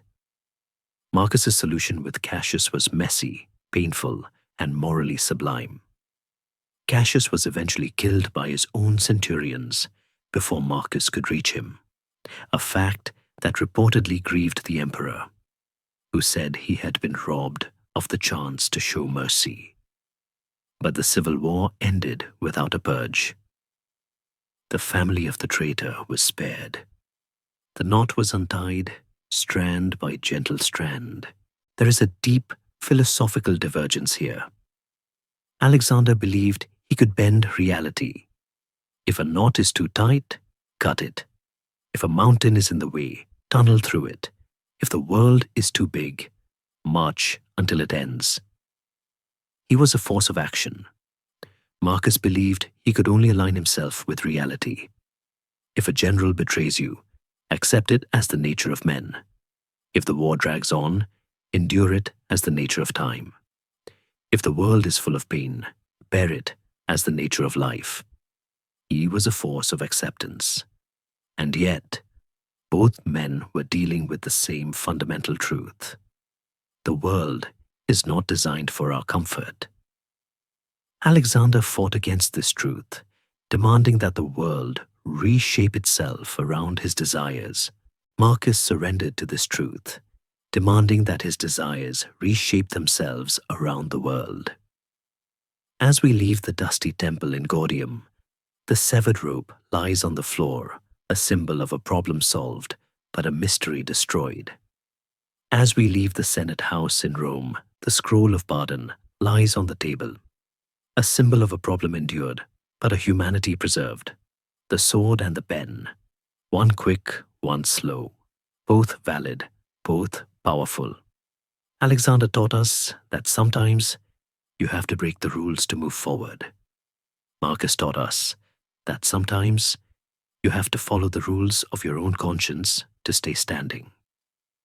The storm over Gordium passes, leaving the air fresh and charged with ozone.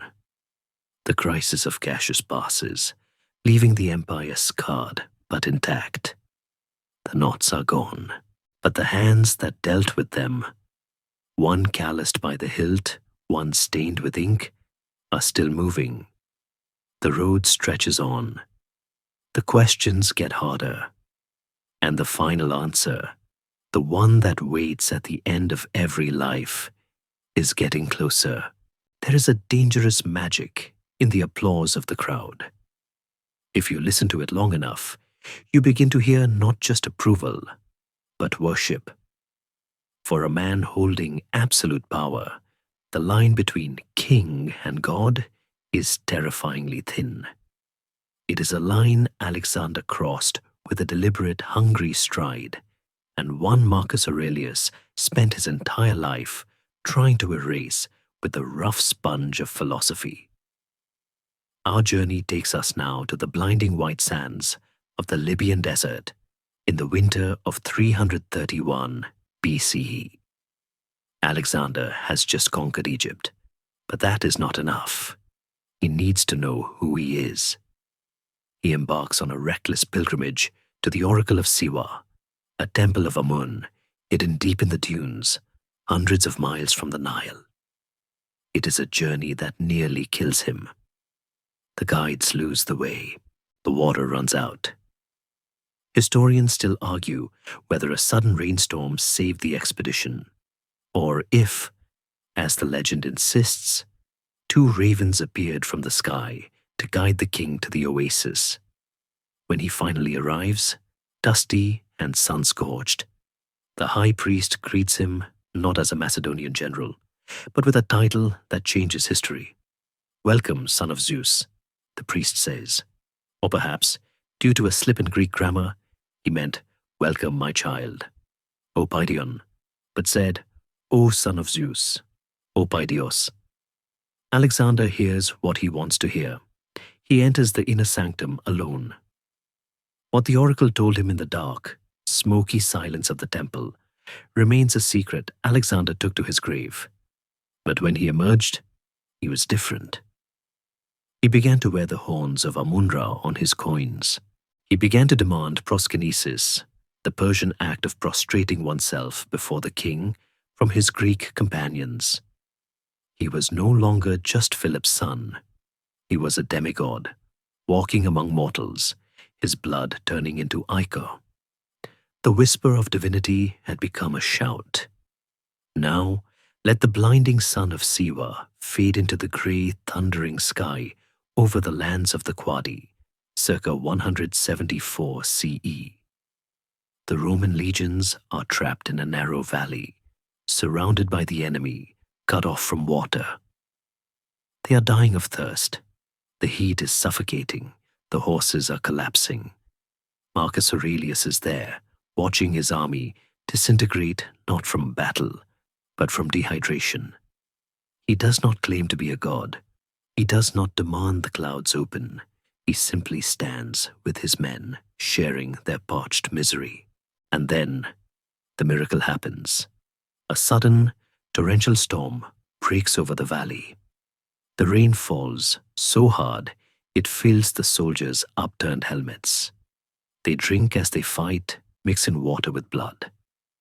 Lightning strikes the enemy's siege engines, setting them ablaze. The rain miracle saves the legion. The soldiers, superstitious and relieved, instantly attribute it to Marcus. They claim his prayers summoned the storm. They hail him as a favorite of the gods, a divine intercessor. But Marcus's reaction is startlingly grounded. He does not build a temple to himself.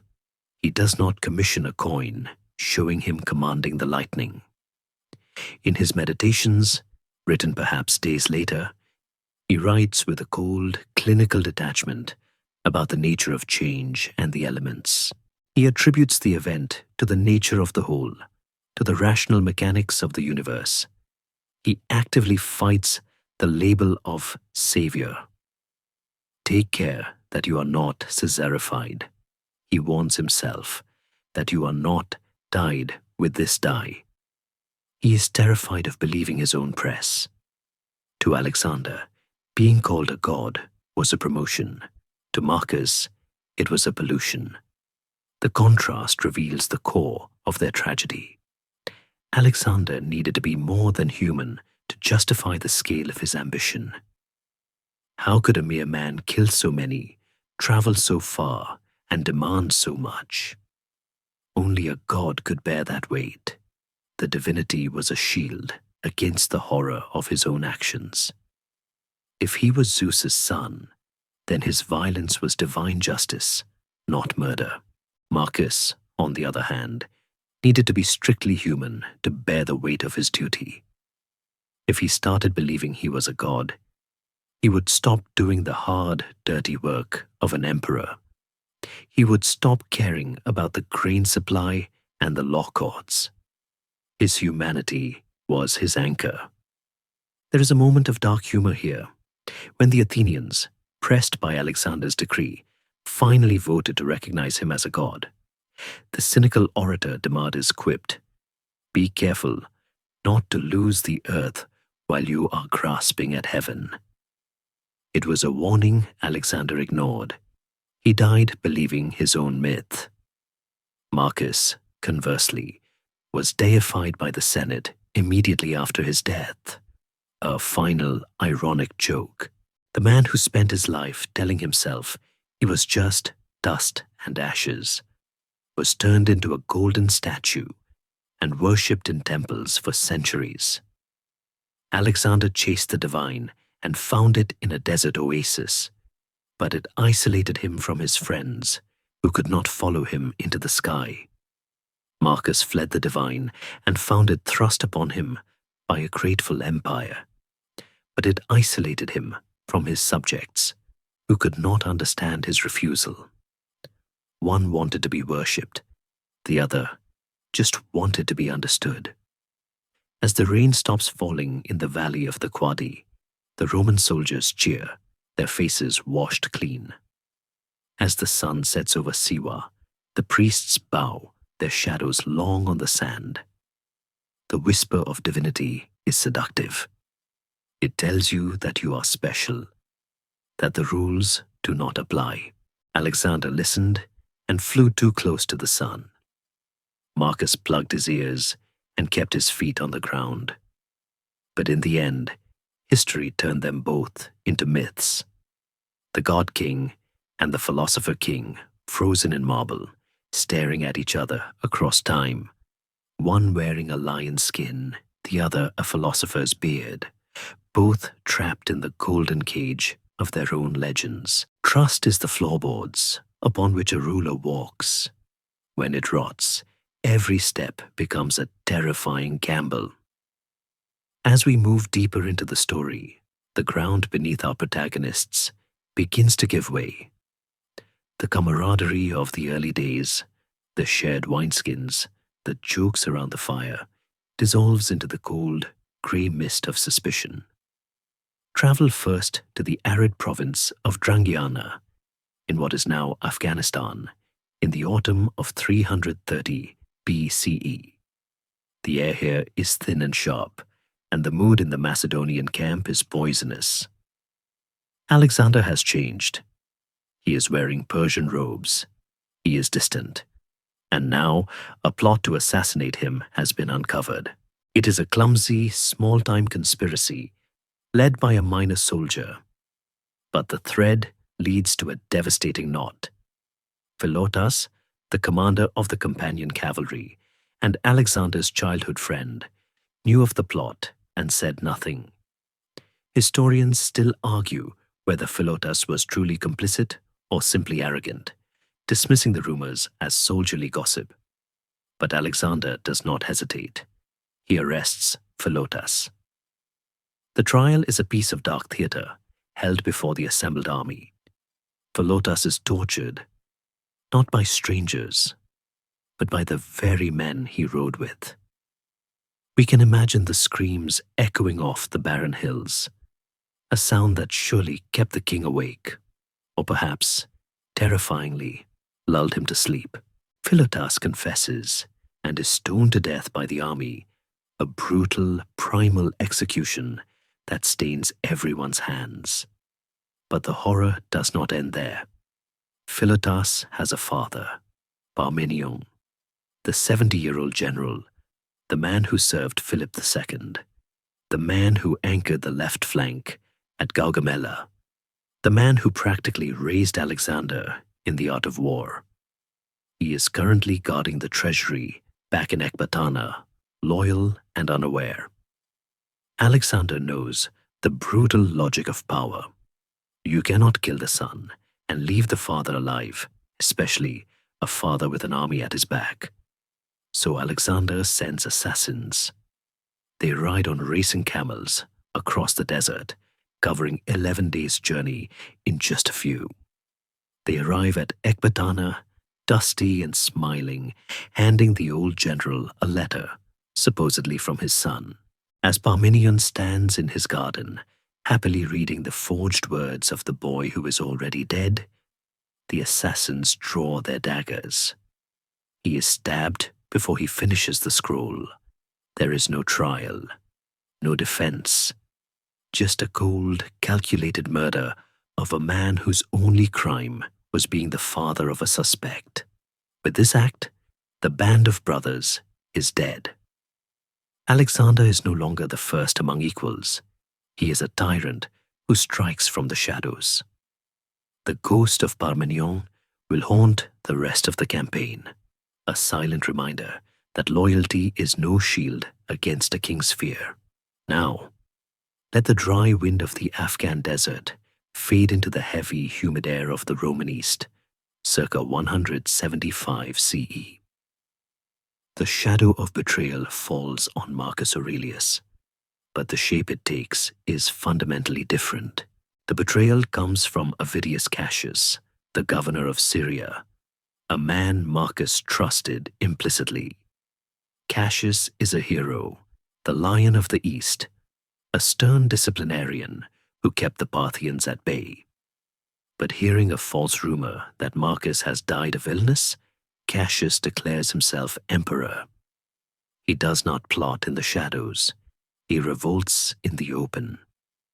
When the news reaches Marcus, he is heartbroken. He does not fly into a rage. He does not send assassins on racing camels. He gathers his troops and gives a speech that is preserved in history for its stunning lack of ego. He tells them that if the gods decide Cassius is a better ruler for Rome, he will gladly step aside. I would have surrendered the empire without a struggle, he says, if it were for the good of the state. It is a moment of such profound sadness that it disarms the anger of his legions.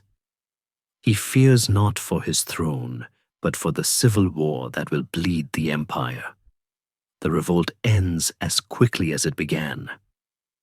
Cassius is murdered by his own centurions, who realize the army will not follow them against the beloved Marcus. They send the severed head of Cassius to the emperor as a gift. Marcus refuses to look at it. He orders it buried with dignity. But the true test of his character comes next.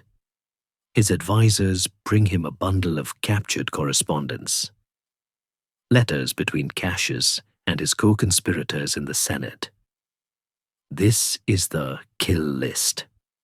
It contains the names of every traitor in Rome. Alexander would have read every word, memorized every name, and the streets of Rome would have run red with blood. Marcus takes the bundle of letters. He holds it in his hands, feeling the weight of the secrets inside, and then he throws them into the fire, unread. "I do not wish to know the names of my enemies," he reportedly says. "I wish to believe that all men are my friends." It is an act of deliberate, strategic ignorance. By burning the letters, he destroys the possibility of a purge. He saves the conspirators from his own justice. He chooses to live in a world where he might be surrounded by traitors, rather than rule a world where he has killed everyone he suspects.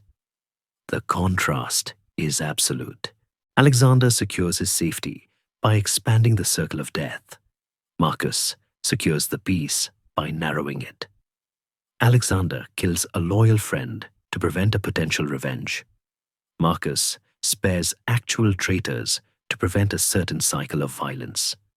One action is born of paranoia, the other of philosophy. And yet, both men are left alone in the dark.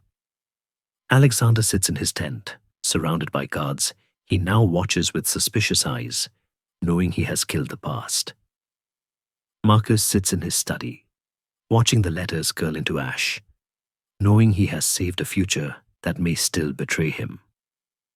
The smoke from the burning scroll rises, joining the smoke from the burning city of Persepolis, drifting up into the indifferent sky. The shadows are long now. The friends are gone. The trust is gone. There is only the power and the terrifying realization that the higher you climb, the colder the wind blows. The map has edges, and for every conqueror, there comes a moment when the world simply runs out of room. But the limit is not always a cliff or an ocean. Sometimes it is the refusal of the human spirit to go one step further. We travel now to the banks of the Hyphasis River in the Punjab region of modern India. It is the summer of 326 BCE, and the air is not just hot. It is a solid wall of water. The monsoon rains have been falling for 70 days straight. The leather of the soldiers' boots has rotted away. Their armor is rusting on their bodies. The mood in the camp is not mutinous in the angry sense. It is mutinous in the exhausted, heartbroken sense. Alexander stands on the riverbank, staring east. He believes that just a few days' march away lies the great outer sea, the edge of the world where the ocean encircles the land. He is obsessed. He wants to stand on that shore and look out at the infinite. But his men are done. They have marched 11,000 miles. They have fought elephants. They have seen monsters. They have forgotten the faces of their wives. He calls an assembly, expecting to rouse them with one of his fiery speeches. He talks of glory, of the final prize, of how they will be the masters of the earth. But when he finishes, there is no cheering. There is only the sound of the rain hissing on the mud. Then a general named Conus steps forward. He removes his helmet, his hair grey and matted with the damp, and speaks the words that break the king's heart. "Sire," he says softly, "I do not speak for myself, but for these men. Their bodies are worn out. Their weapons are blunt. They want to see their parents before they die.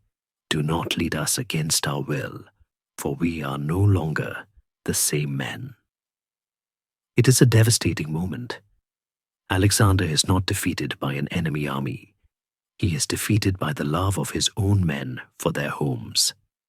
He retreats to his tent, furious, sulking like Achilles for 3 days, refusing to see anyone. He waits for them to change their minds. They do not. Finally, he emerges, his eyes red, and announces that the omens are unfavorable for crossing the river. It is a face-saving lie, and everyone knows it, but the soldiers weep with relief.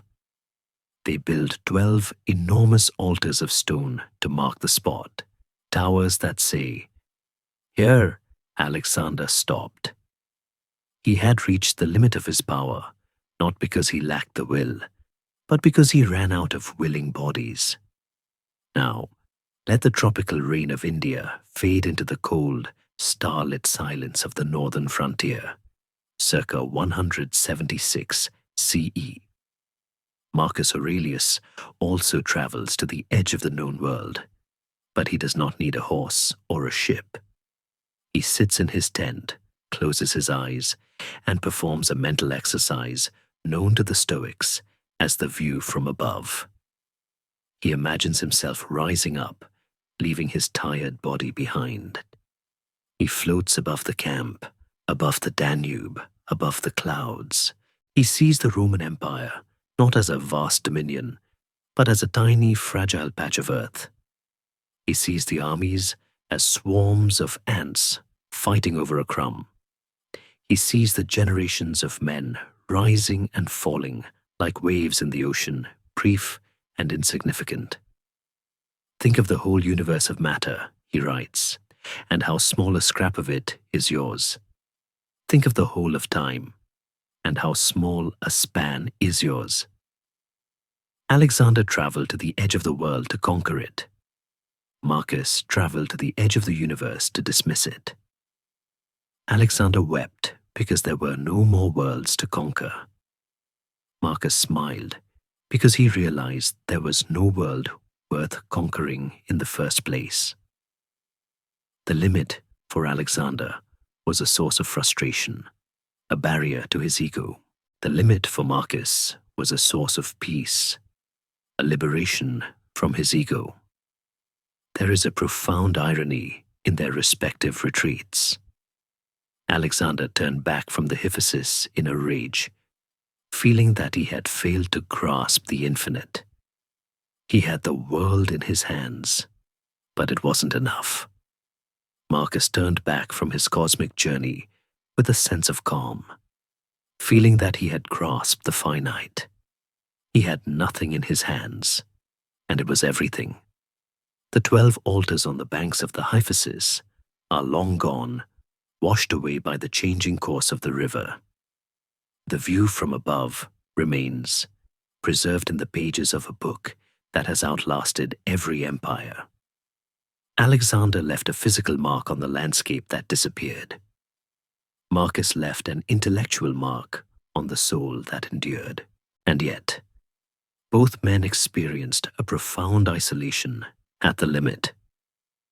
Alexander stood on the riverbank, surrounded by thousands of men who loved him, yet felt utterly alone in his ambition. No one else could see the ocean he saw in his mind.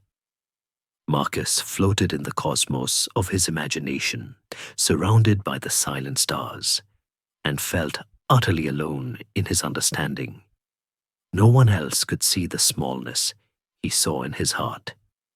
As the army turns west, beginning the long, brutal march back to Babylon, the mood is one of jubilant relief. They are going home. Alexander rides in the rear, his head bowed, a man who has looked into the abyss and been pulled back by the safety of the known. In the Roman camp, Marcus opens his eyes, returning to the small, cramped tent. He picks up his pen. He is back in the world of clods and blood, but he carries the silence of the stars with him. The rain stops in India. The clouds clear over the Danube.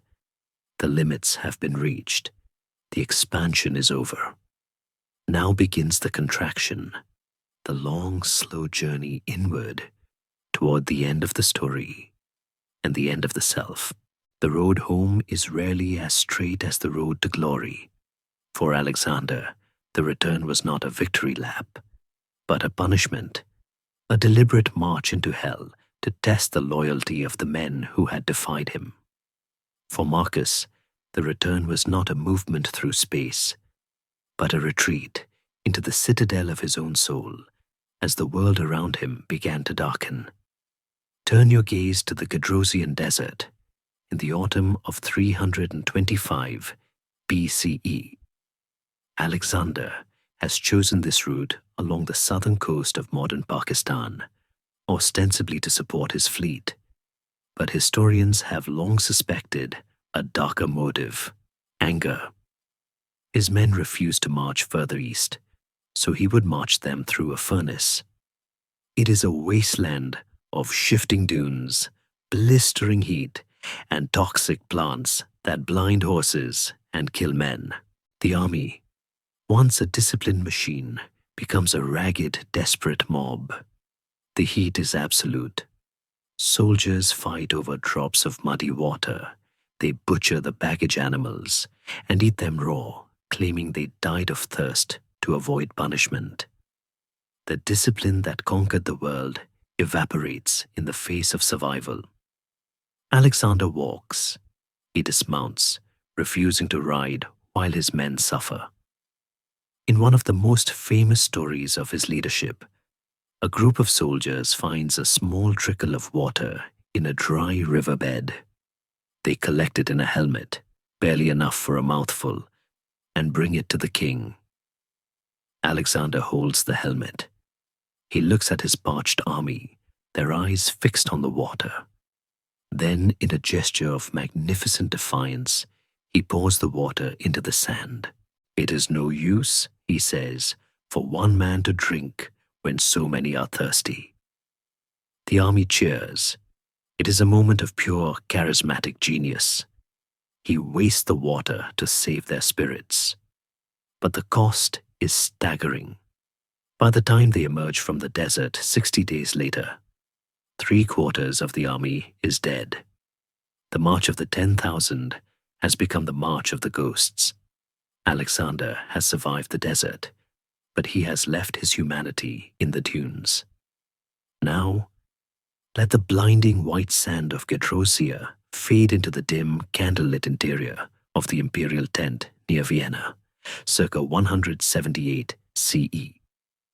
Marcus Aurelius is not marching through a physical desert.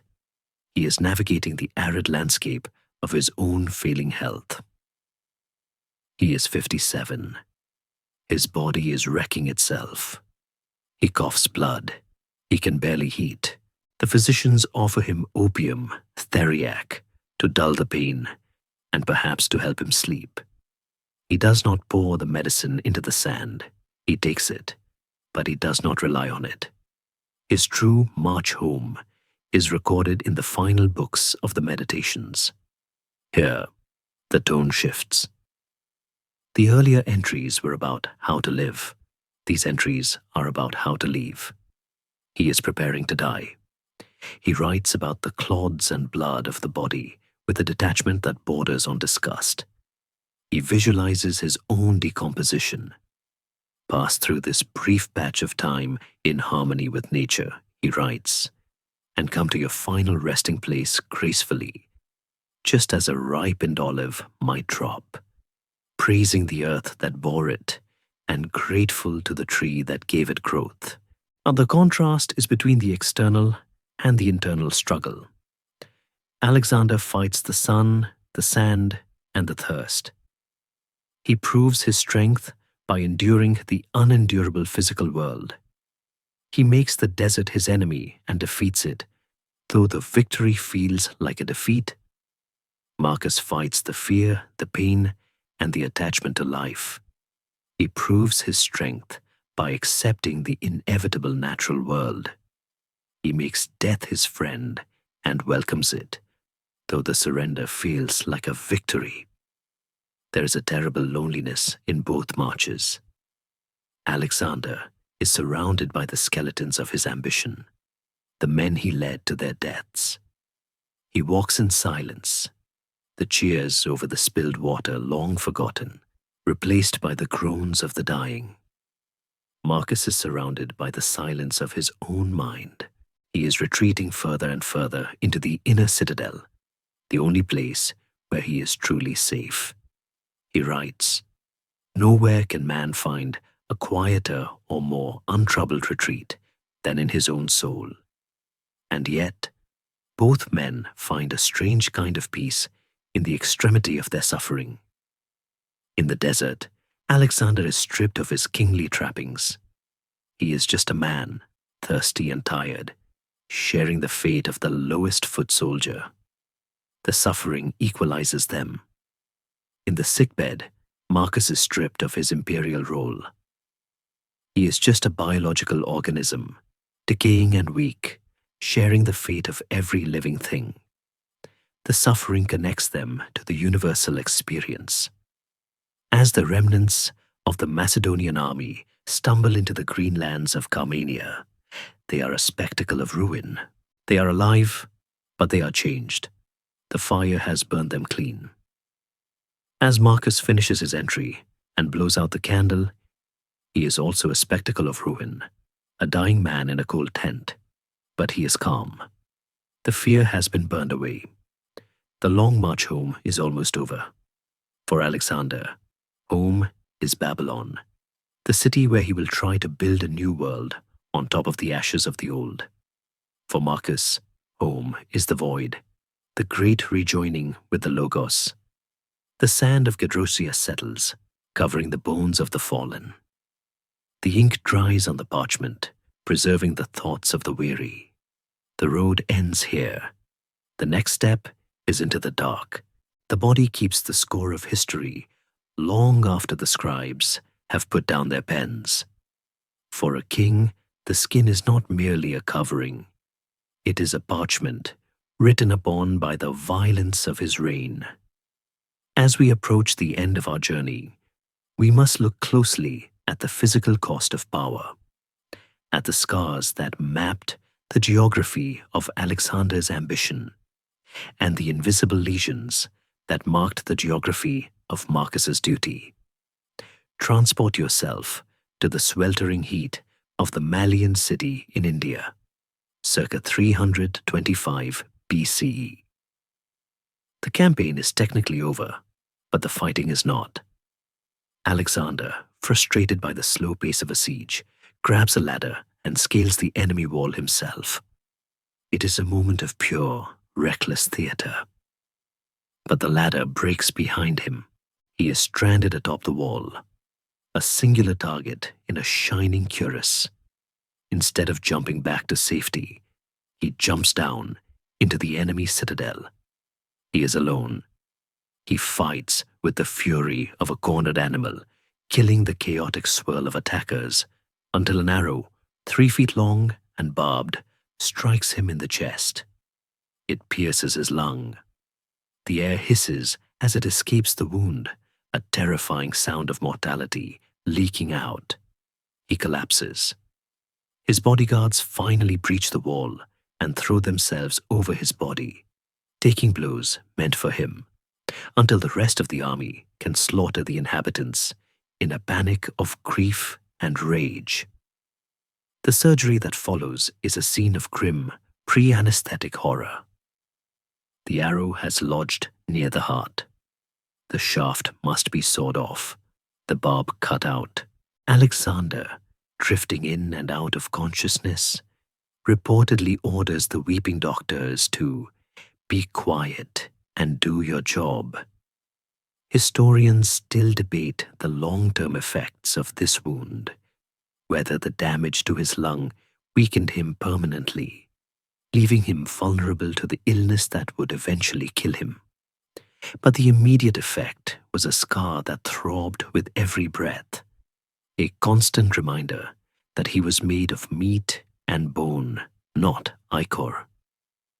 Alexander treated his body like a rented horse. He rode it until it collapsed. He bore the scars of swords, stones, and arrows on his legs, his neck, his head. He was a patchwork of trauma, a living testament to the fact that he led from the front. Now let the metallic smell of blood and the screams of the Malian citadel fade into the quiet medicinal scent of the imperial bedroom in Sirmium, circa 179 CE. The air here smells of opium and bitter herbs. Marcus Aurelius is not recovering from a dramatic arrow wound. He is fighting a war of attrition against his own constitution. He is 58, and he is tired. His physician is Galen, the most famous doctor of antiquity, a man whose ego rivals Alexander's. Galen records that the emperor's body is dry and cold, a medical theory of the time, but the reality is likely a combination of ulcers, pleurisy, and perhaps the lingering effects of the plague. Marcus does not scream in battle. He suffers in silence during the long nights. He has trouble sleeping. He has trouble eating. His stomach rejects rich food, so he subsists on a simple soldier's diet. To manage the pain and the insomnia, he takes theriac, a complex concoction that includes opium. It is not an addiction of pleasure, but of necessity. He takes it to function, to stand upright in the Senate, to ride his horse along the frozen river. There is a soft, human vulnerability in Galen's notes, which describe Marcus drowsily asking for his medicine so he can get a few hours of rest before the duties of the state demand him again. The contrast is between the acute and the chronic. Alexander's pain was sudden, violent, and heroic. It came from the outside, a piercing of the self by the world. It was a story he could tell. "Look at this," he could say, pointing to his chest. "This is what I paid for India." Marcus's pain was slow, quiet, and mundane. It came from the inside, a betrayal of the self by the body. It was a story he tried to ignore. "Pain is neither intolerable nor everlasting," he wrote in his meditations, "if you bear in mind that it has its limits, and if you add nothing to it in imagination." He was coaching himself through the stomach cramps, treating his own nervous system like an unruly child that needed to be reasoned with.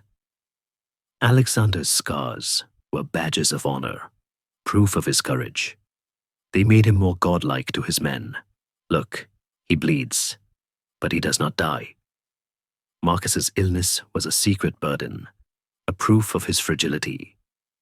He hid it as best he could, fearing that a sick emperor would look like a weak emperor. Alexander used his body as a weapon.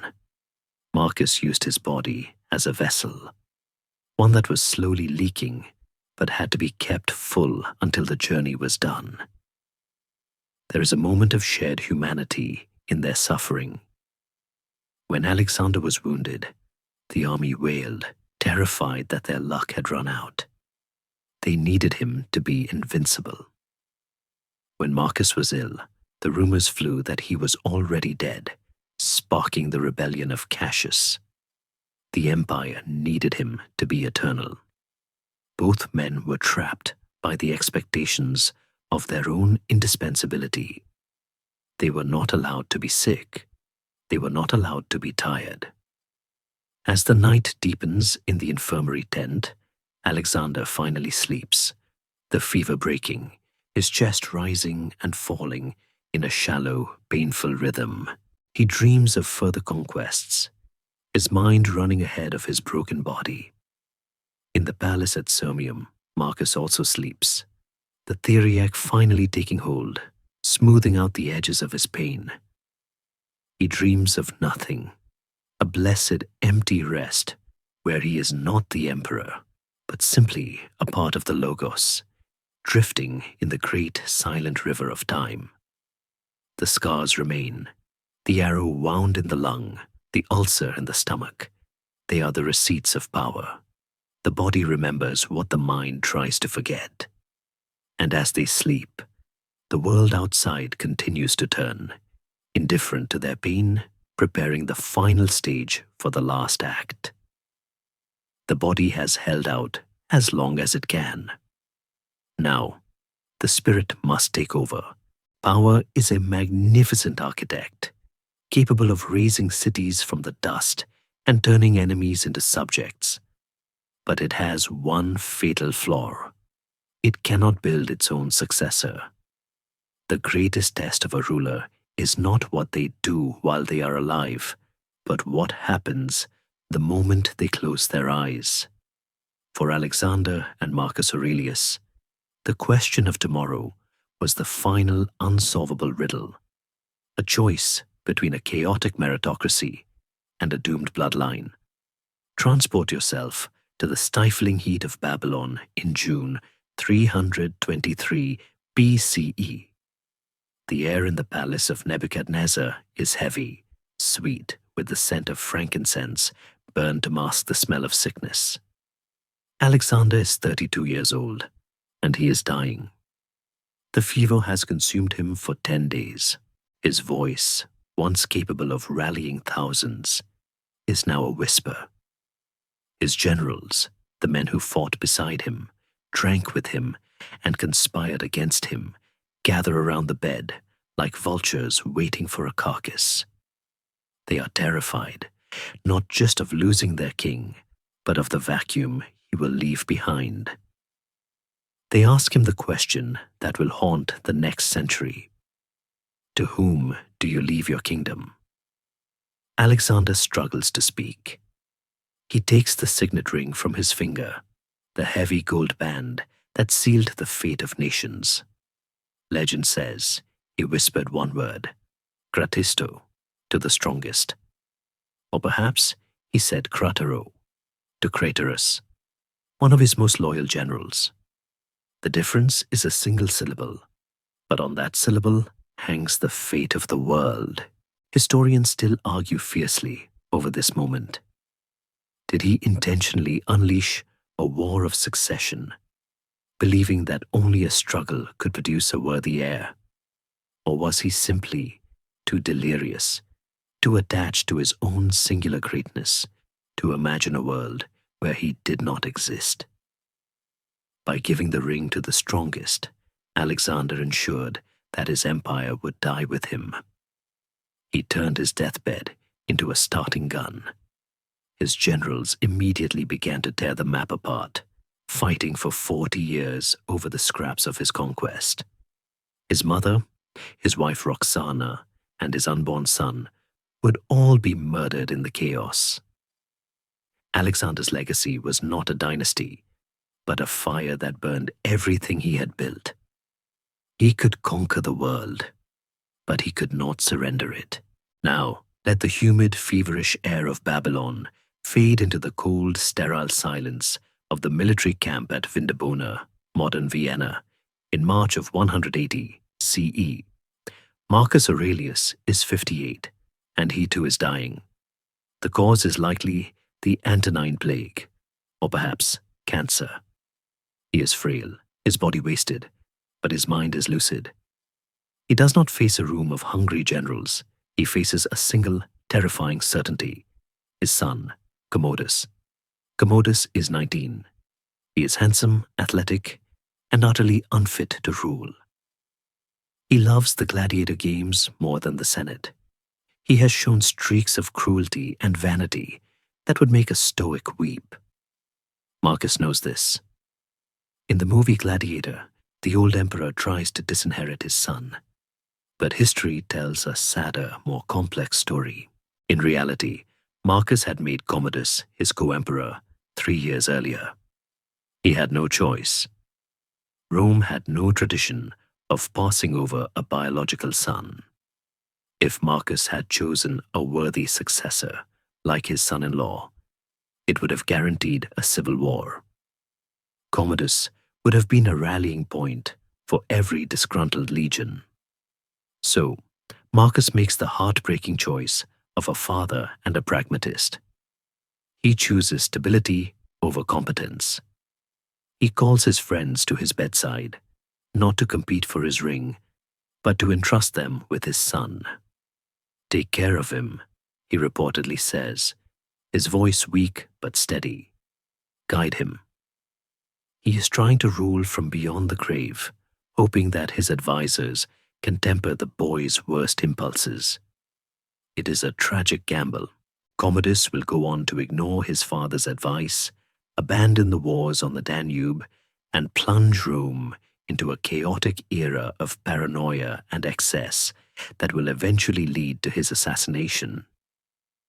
Marcus, the philosopher who spent his life seeking wisdom, leaves the world to a fool. He sacrificed the quality of the ruler to save the peace of the transition. The contrast between the two deathbeds is stark. Alexander refused to choose, leaving a legacy of might makes right. He believed in the survival of the fittest, even if it meant destroying his own family. Marcus chose decisively, leaving a legacy of blood makes right. He believed in the stability of the institution, even if it meant entrusting it to a monster. Alexander's failure was an excess of ego. He could not conceive of anyone replacing him, so he let them all fight for it. Marcus's failure was an excess of duty. He could not conceive of breaking the law of succession, so he let a bad seed take root. Both men, in their final moments, looked at the future and blinked. There is a poignant detail in Marcus's final hours. When the tribune of the guard came to ask for the watchword of the day, Marcus replied, "Go to the rising sun, for I am already setting." He accepted his end with a grace that Alexander, thrashing against his mortality, never found. Alexander died fighting the inevitable. Marcus died welcoming it. As the generals in Babylon eye each other across the dying king's body, hands drifting towards sword hilts, the room crackles with the electricity of impending violence. As the advisors in Vindobona bow their heads around the dying emperor, the room is heavy with the leaden weight of resignation. The ring falls from Alexander's hand. The breath leaves Marcus's chest. The question of tomorrow has been answered, but the answer is a tragedy in two parts. The strongest will tear the world apart to prove they are worthy. The sun will tear the world apart because he doesn't know any better. The candle flickers out. The sun sets on the empire of the spear and the empire of the law. The kings are gone. Now, the survivors must live in the ruins of their decisions. Death is the only visitor who does not knock. He simply enters the room and sits at the foot of the bed, waiting for the conversation to end. For the two most powerful men in history, the end of the conversation came not with a shout, but with a rattle, a sound so small it could be hidden in a cough, yet loud enough to shatter empires. Travel first to the stifling, incense-choked bedroom in the palace of Nebuchadnezzar in Babylon. It is the evening of June 10th, 323 BCE. The heat is a physical weight, pressing down on the chest of the king. Alexander is 32 years old, and he has been fighting the invisible enemy of fever for 12 days. His body, once the envy of athletes and the terror of armies, is now a ruin. The golden hair is matted with sweat. The eyes that once stared down the Persian cavalry are now glassy and wandering. He has lost his voice. The man who commanded the world can no longer command his own tongue to form a single word. Outside, the rumors have turned into a panic. The Macedonian soldiers, hearing that their king is dead, surround the palace. They do not demand plunder, they demand to see him. They threaten the generals, their grief turning into a dangerous mob-like rage. The generals, terrified of a riot, relent. They open the doors. What follows is one of the most heartbreaking scenes in antiquity. The soldiers file past the bed, thousands of them, men with scars and graying beards, men who marched with him across the Hindu Kush and the Gadrosian sands. They walk in silence. There is no cheering, no saluting. They are weeping, tears cutting tracks through the dust on their faces. Alexander cannot speak to them. He cannot lift his hand.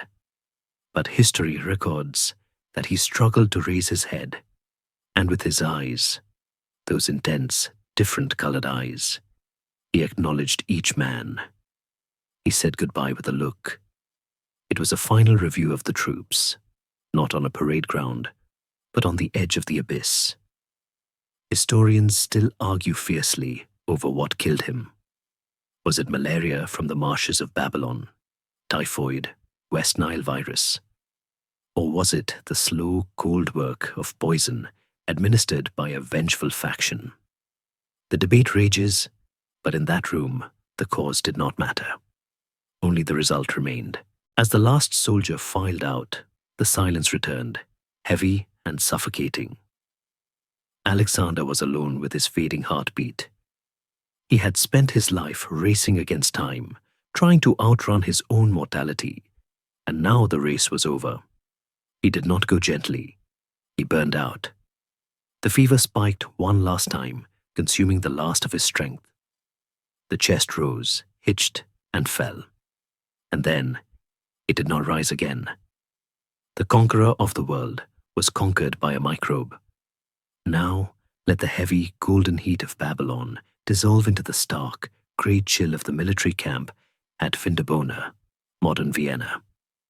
It is March the 17th, 180 CE. The wind howls outside, rattling the canvas and wood of the praetorium, but inside, the air is still. Marcus Aurelius lies on a simple cot, covered in heavy wool blankets. He is 58. His face is gaunt, his beard white and thin. He is not surrounded by a panic-stricken mob of soldiers. He is surrounded by a few trusted friends and his physicians.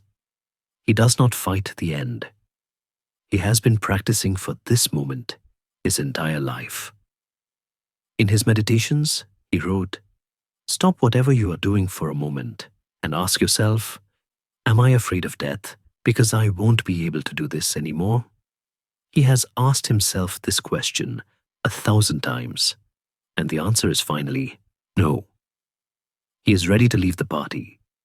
He sees his friends weeping, and true to his character, he scolds them gently. "Why do you weep for me?" he whispers. "Think rather of the pestilence and the death of so many others." He is deflecting the attention away from his own ego. Even at the end, he is worried about the risk of infection to his attendants. The Antonine Plague is still a threat, so he orders them to leave the room. "Go to the rising sun," he tells them, referring to his son Commodus, "for I am already setting." It is a moment of supreme dignity. Alexander died as a spectacle, his deathbed a stage for the grief of an army. Marcus died as a private citizen of the universe, his deathbed a quiet corner of acceptance. He covers his head with a sheet, a traditional Roman gesture of resignation to the inevitable. He does not want to see the world fade. He wants to turn his gaze inward one last time. He thinks perhaps of the Logos, the great rational soul of the cosmos that he believed governed all things. He tells himself that his death is not a tragedy, but a natural process, like the falling of a leaf or the breaking of a wave. Nature, who gives all things and takes them back, he had written. To her, the man of education and modesty says, "Give what you will, take back what you will." He is giving it back. The breathing slows. The pain in his stomach, which has tormented him for years, finally dulls into a numb nothingness. There is no struggle. There is no rage against the dying of the light.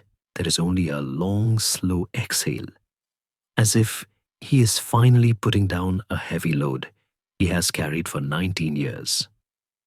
The emperor is dead. The philosopher is free. The immediate aftermath of these two deaths tells us everything about the power they wielded. In Babylon, the silence lasted only a moment before it was shattered by the shouting of generals. Perdiccas, who held the king's ring, tried to assert order, but the room exploded into arguments. Swords were drawn. The body of Alexander, not yet cold, became a political prop. The empire he built began to crack before his heart had even stopped echoing in the room. His death was an explosion, sending shrapnel through history for centuries. In Vindobona, the silence deepened. The physicians checked for a pulse and found none. They covered the emperor's face. There was no shouting. The transition to Commodus was orderly, legal, and terrifyingly smooth. The machinery of the Roman state, which Marcus had oiled with his own sweat and duty, kept turning. His death was an implosion, a quiet collapsing of a moral center that would leave the empire hollow but intact. Alexander's death was a question mark. What happens now? Marcus's death was a period, the end of the Golden Age. As the sun sets on Babylon, the birds go quiet, sensing the tension in the air. As the moon rises over the Danube, the river ice creaks, indifferent to the change in command. The bodies of the two men, one young and scarred, one old and frail, lie in the dark. They are no longer kings. They are no longer legends. They are just matter, returning to the earth that birthed them. The breath has left the room. The story of their lives is finished. But the story of their echo is just beginning. When a great tree falls in the forest, the crash is violent. But it is the silence that follows which truly changes the landscape. For Alexander, the crash shattered the world into a kaleidoscope of warring kingdoms. For Marcus, the silence allowed the rot of decay to set in, slow and irreversible. We stand now at the end of the corridor, looking back at the dust settling over two lives that define the limits of human possibility. In the immediate aftermath of Alexander's death, the empire he built did not mourn. It cannibalized itself. The generals, those men who had marched across the known world, instantly turned their swords on one another. The wars of the Diadochi, the successors, raged for 40 years, a bloody, confusing free-for-all that tore the map apart. But amidst this chaos, a strange and macabre story plays out, one that historians still marvel at. Alexander's body, preserved in honey and placed in a magnificent gold sarcophagus, was being transported back to Macedonia for burial. It was the ultimate symbol of legitimacy. Whoever held the body held the empire. But Ptolemy, one of his shrewdest generals, hijacked the funeral procession in Syria. He stole the corpse of the king and took it to Egypt, burying it in Memphis and later in Alexandria, the city Alexander had founded. For centuries, the tomb of Alexander was a pilgrimage site. Julius Caesar visited it and wept. Augustus visited it and accidentally broke off a piece of the nose while touching the mummy. But then, in the shifting sands of time and the rise of Christianity, the tomb was lost.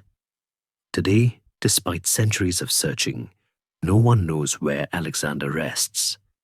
The man who wanted to be seen by the whole world vanished into the earth, leaving only a mystery. Marcus Aurelius left a different kind of ghost. His death in 180 CE marked the end of the Pax Romana, the Roman peace. His son Commodus, the boy he tried so desperately to guide, became exactly the tyrant Marcus feared. He renamed Rome Colonia Commodiana, fought in the gladiator arena, and was eventually strangled in his bath by a wrestler. The empire began its long, slow slide into the chaos of the 3rd century. But while Alexander's physical body was fought over and then lost, Marcus's mind was quietly preserved. His private notebooks, those stained scrolls written by lamplight in the freezing camps of the Danube, were never meant to be published. They were titled Ta Eis Houton, to himself. Yet somehow they survived the wreck of the empire. They were copied by monks, passed down through the Byzantines, and rediscovered in the Renaissance. The equestrian statue of Marcus Aurelius, a bronze masterpiece that stands today in the Capitoline museums in Rome, survived only by a lucky mistake. The Christians of the Middle Ages thought it was a statue of Constantine, the first Christian emperor, and so they spared it from the melting pot. The philosopher king endured not because of his power, but because of a case of mistaken identity and the universal truth of his private thoughts. The legacies of these two men are the twin poles of our own nature. Alexander is the avatar of becoming. He represents the terrifying, beautiful urge to expand, to change, to impose one's will upon reality. He gave us the Hellenistic age, a fusion of Greek and Persian culture that created a new cosmopolitan world. He showed us that a single individual could redraw the map.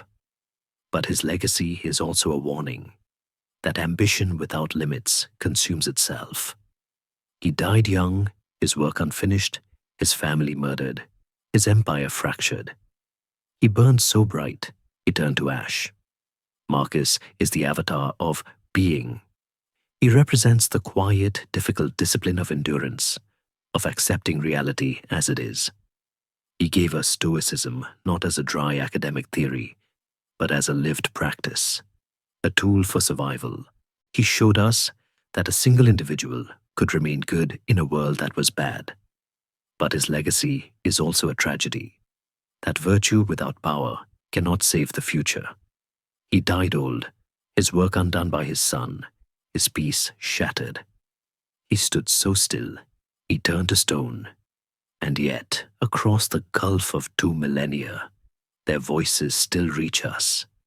When we feel the restless itch of ambition, the desire to leave a mark, to conquer a fear or a challenge, we are hearing the whisper of Alexander.